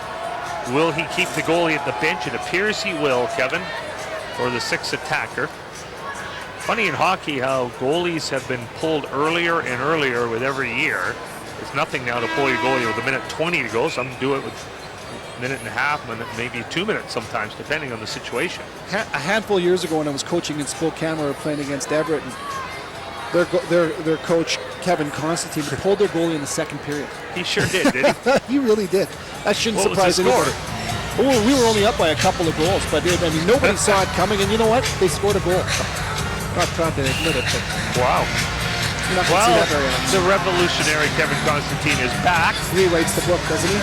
Well, he did that first year. Everett expansion team got all the way to the league final. That'll never happen again, we don't think. All right, goalie out, 6 attackers. Portland down by 1. Can Edmonton hold on tonight? The only meeting of the regular season between the two finalists. And here's Lear trying to barge his way through. He couldn't. Here's a turnover, though, and Lear's slow to get up in the crease, but it comes back up to the line. Patan dishes it to Bjorkstrand. He can't get the shot. Patan. Back down to Bjorkstrand. Patan to Bouillon. One-timer! Save, rebound, and foot score! It's all tied as Taylor Lear jumped on the rebound, and with 55 seconds to go, the Portland Winterhawks, who've been down by 2 goals twice in this third period, have tied the game in Edmonton. Well, you just had a sense that something was going to happen, and Taylor Lear is on a yo-yo net run. He's got his heels on the blue paint, taking punishment, and that's what he does best, is play in greasy areas. He's in and out, and look at the rebound right there. He's got Griffin Reinhart draped all over him and still strong enough and intent enough on that puck to stick with it to tie this hockey game. He's got the last 2 goals for his team. Pouliot with 3 points in this period alone. Point shot on target. Jerry made the save. And what do you know? It is a 4-4 tie. Well, of course it is. It's Edmonton and Portland. It has to be. Somehow, some way, it didn't look like it was going to get that way. But that's that presence again of the Winterhawks, where they're just a team that has such swagger. They have a belief system in themselves. They just don't panic, and that plays mind games in the heads of the defending teams. I think that did for sure against Edmonton here in the last couple of minutes. Lead pass for Edmonton. There's still time here, and they're going in fast and furious right now. Will we get to overtime? Sontner from the line. He'll take a shot, and Burke makes the save and holds on to stop the play with 20 seconds to go. Well, Sontner gets something on that shot as he's shooting at about 5 to 8 feet wide. I don't know that he meant to or not, but it was re-tipped by Kaiser. Burke had to come up with a real good save there. Well, we've had a lot of shots now in this game. 38 for Edmonton, 35 for the Portland Winterhawks. For a close to your best game at times, that's a lot of shots. Lazar and Patan. Patan has 3 points tonight. A goal and 2 assists.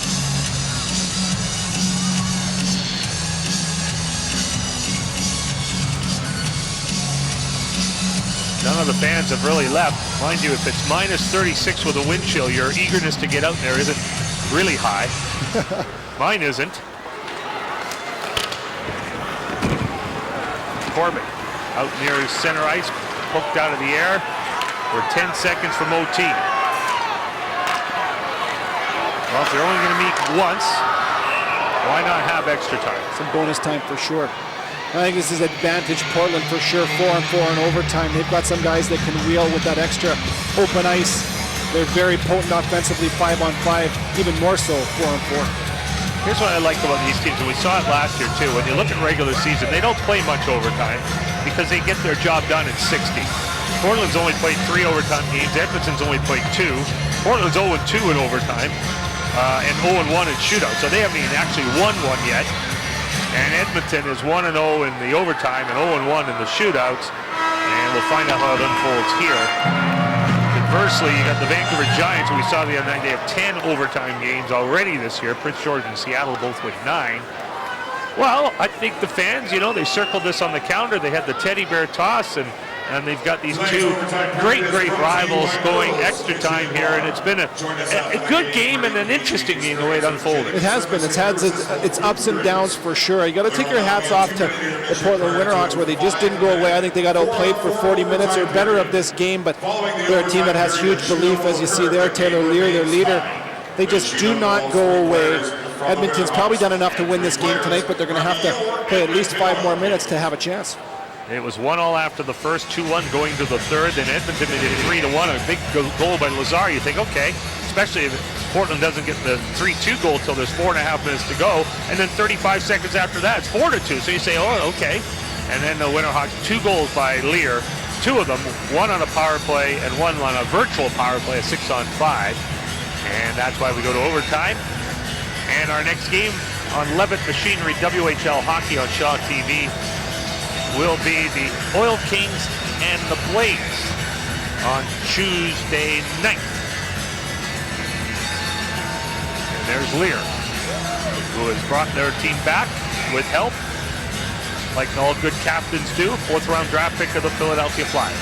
It's an interesting story about Taylor Lear. He's their leader, their quiet leader, but it's for a reason. He doesn't cut corners, and he plays the game the right way, says Mike Johnson. It's interesting because he's never played in the under 17 or under 18. No international hockey for him whatsoever. And here he is going off to play for Team Canada in the World Junior Championships, and it's because of his process through this league. He was drafted in the 2nd round.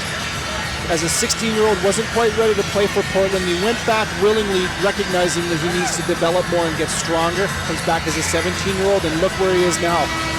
Drafted in the 4th round of Philadelphia and about to represent his country. And he is from Saskatoon and now has a 7-game point streak going. So here we go with 4-on-4.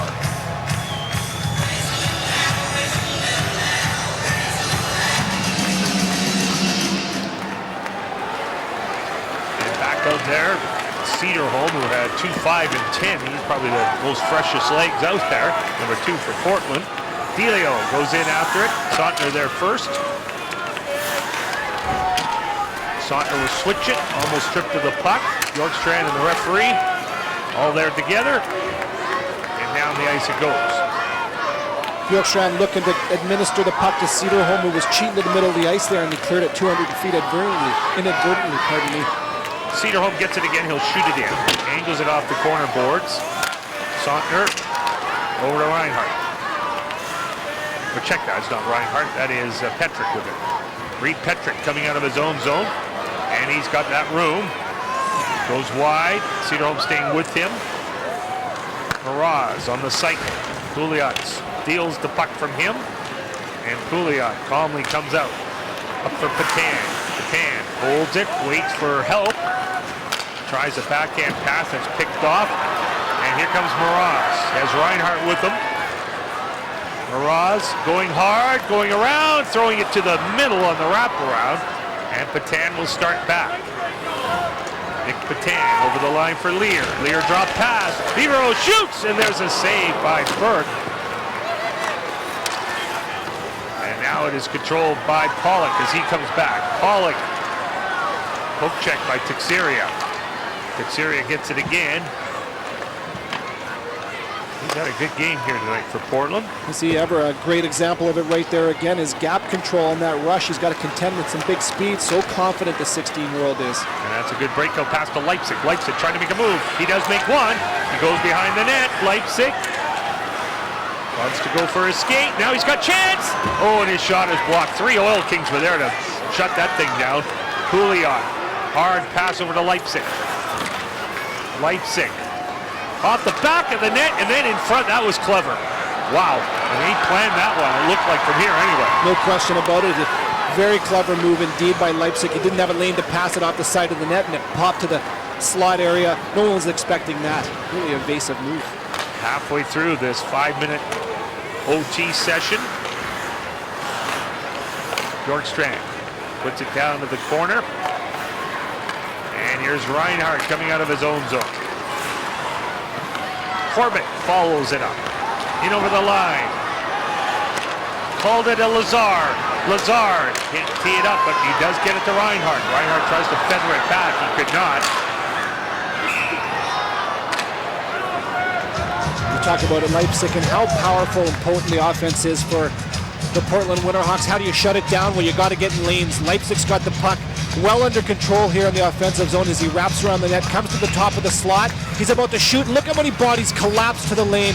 That's sacrificing the body. Dyson Mayo gets in the middle and his wingers converge. That's playoff style of hockey right there. Block shots and pay the price. So here we are with 2 minutes to go in the overtime period. And it is Portland coming out of their own zone. Here comes Petan. Petan tries to throw it in front, and it just goes wide. Taylor Lear had that opportunity. Now the puck goes back into the far corner. Petan trying to dig it out. Oil Kings do, and here they come out of their own zone. Oil Kings backhanded in with 1 minute and 40 seconds remaining in the overtime. Lear plays it over here to the open wing. Now it is Petan gobbling it up. Petan all by himself, so Cody Corbett has it now for Edmonton. Corbett dishes it off, and there in the neutral zone is Pollock. He has a little bit of room, but he needs some help.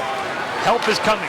Pollock couldn't feed it though, and here comes Portland back the other way, but Bittner's pass doesn't get through. Now we've got Reinhardt. Reinhardt goes cross ice, and Edmonton has the puck once more, led by Pollock. Pollock checked by Cedarholm. Here's Lazar trying to get possession of the puck. He can't. Here comes Leipzig back the other way for Portland. Leipzig cuts to the middle. Leipzig can't get the shot away. Still has the puck. It's on string. It's on Velcro. Leipzig gets the puck back. A shot just went wide of the goal. Wow, has he been magic here in the third period and the overtime for Portland.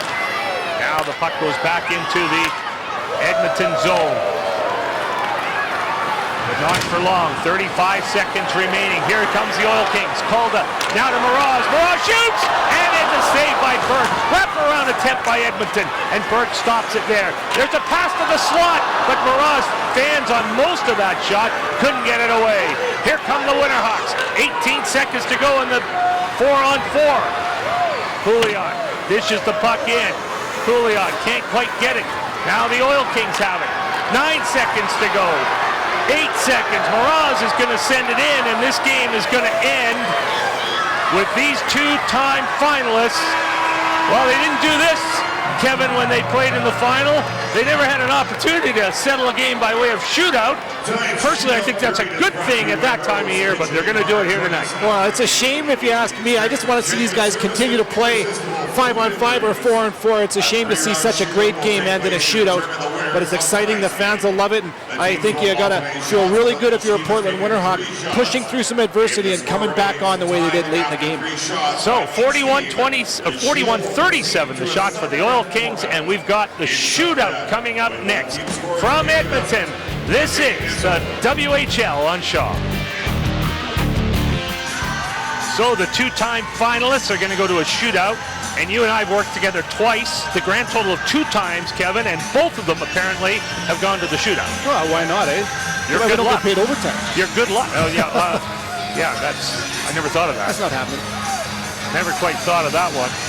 Well, I mean, do you say that the team that has the most goals in the entire league has an advantage when we get to this? Well, I'm pretty sure I saw a lottery wheel down there on the bench. Mike Johnson just put ping pong balls with numbers in it to grab his shooters. How do you choose? Well, they haven't been in many, as I say. In fact, they've only been to 1. And their shooters last time were Patan, Bjorkstrand, and he used Chase Delio. The Oil Kings, well, they've only been to 1 as well.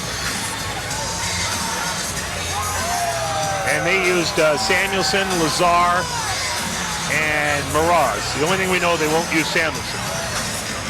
Well, a great matchup. The league's most potent offense in Portland against the league's arguably the best goaltender in the league right now, in Tristan Jarry. All right, so here's the first shooter, and it's going to be Edmonton's Mraz. And away he goes. 1-0 Edmonton.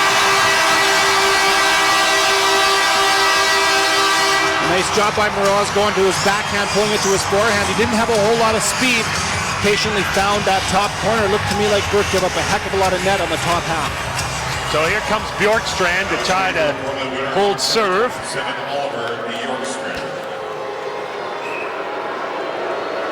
And away he goes.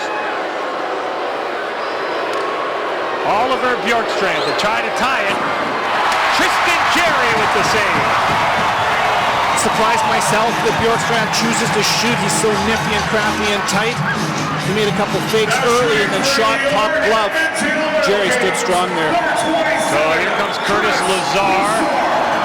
18 goals as of this night. And here he goes on the shootout. Curtis Lazar, no. I'm not sure where that went. It looked to me like he was shooting top blocker. Did Burke get a piece of that? Yes, he did. Yeah, he did. Not much of it. Not enough of it. Now Nick Patan. Again, Portland tries to tie it, and he does.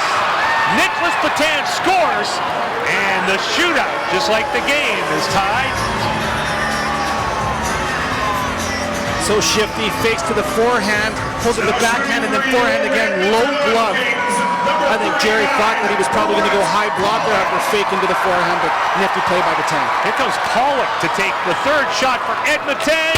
Misses the net, and Portland will have a chance to win it if Leipzig can come in and score the goal. Portland will win it in the shootout. Let's see. Leipzig, one of the great forwards against Jarry, one of the great goalies, and he comes in with full speed, and Jarry makes the save. We go to round number 4. Well, what a matchup with Leipzig and Jarry. Leipzig goes right at him like a dart with full speed, tried to open up the wickets and beat him 5-hole. Jarry closes it in time. So here comes Reed Petrick for Edmonton. They've gone 3 straight shooters without. Here's Petrick. Scores! What a shot!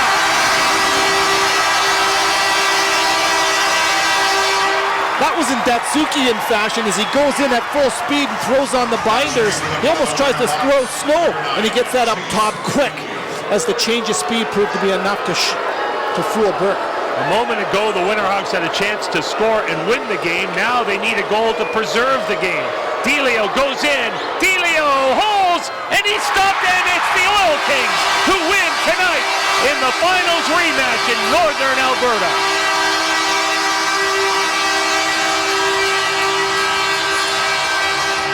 Well, more times than not in this game, you get what you deserve and you get what you earn, and I thought that Edmonton played good enough tonight for 40-plus minutes. They dominated the game. They let up late in the game and not a great first period, but they deserved the win in my mind. Really good job staying mentally tough here, having Portland take it to them in the last 10 minutes. Well, it might be a night when both teams feel they got something out of it, Kevin. I mean, you score 2 goals late in the third, you get a point. You're probably happy as a road team to get a point, and if you're Edmonton and you give up 2 late goals, but you still end up with the maximum 2 points, you're probably just as happy. I gotta think both finalists go away with something here. Oh, I agree. That's a hard-fought hockey game. The fans will be happy with what they just saw. It was a fun game to call. That's what Western Hockey League hockey is all about right there. High competition level and a high skill level. Offense versus defense. Defense won tonight. The Edmonton Oil Kings in the shootout, with Petrick scoring the deciding goal and Jerry making the deciding save, win it 5-4. Post-game activity coming up right here on Shaw.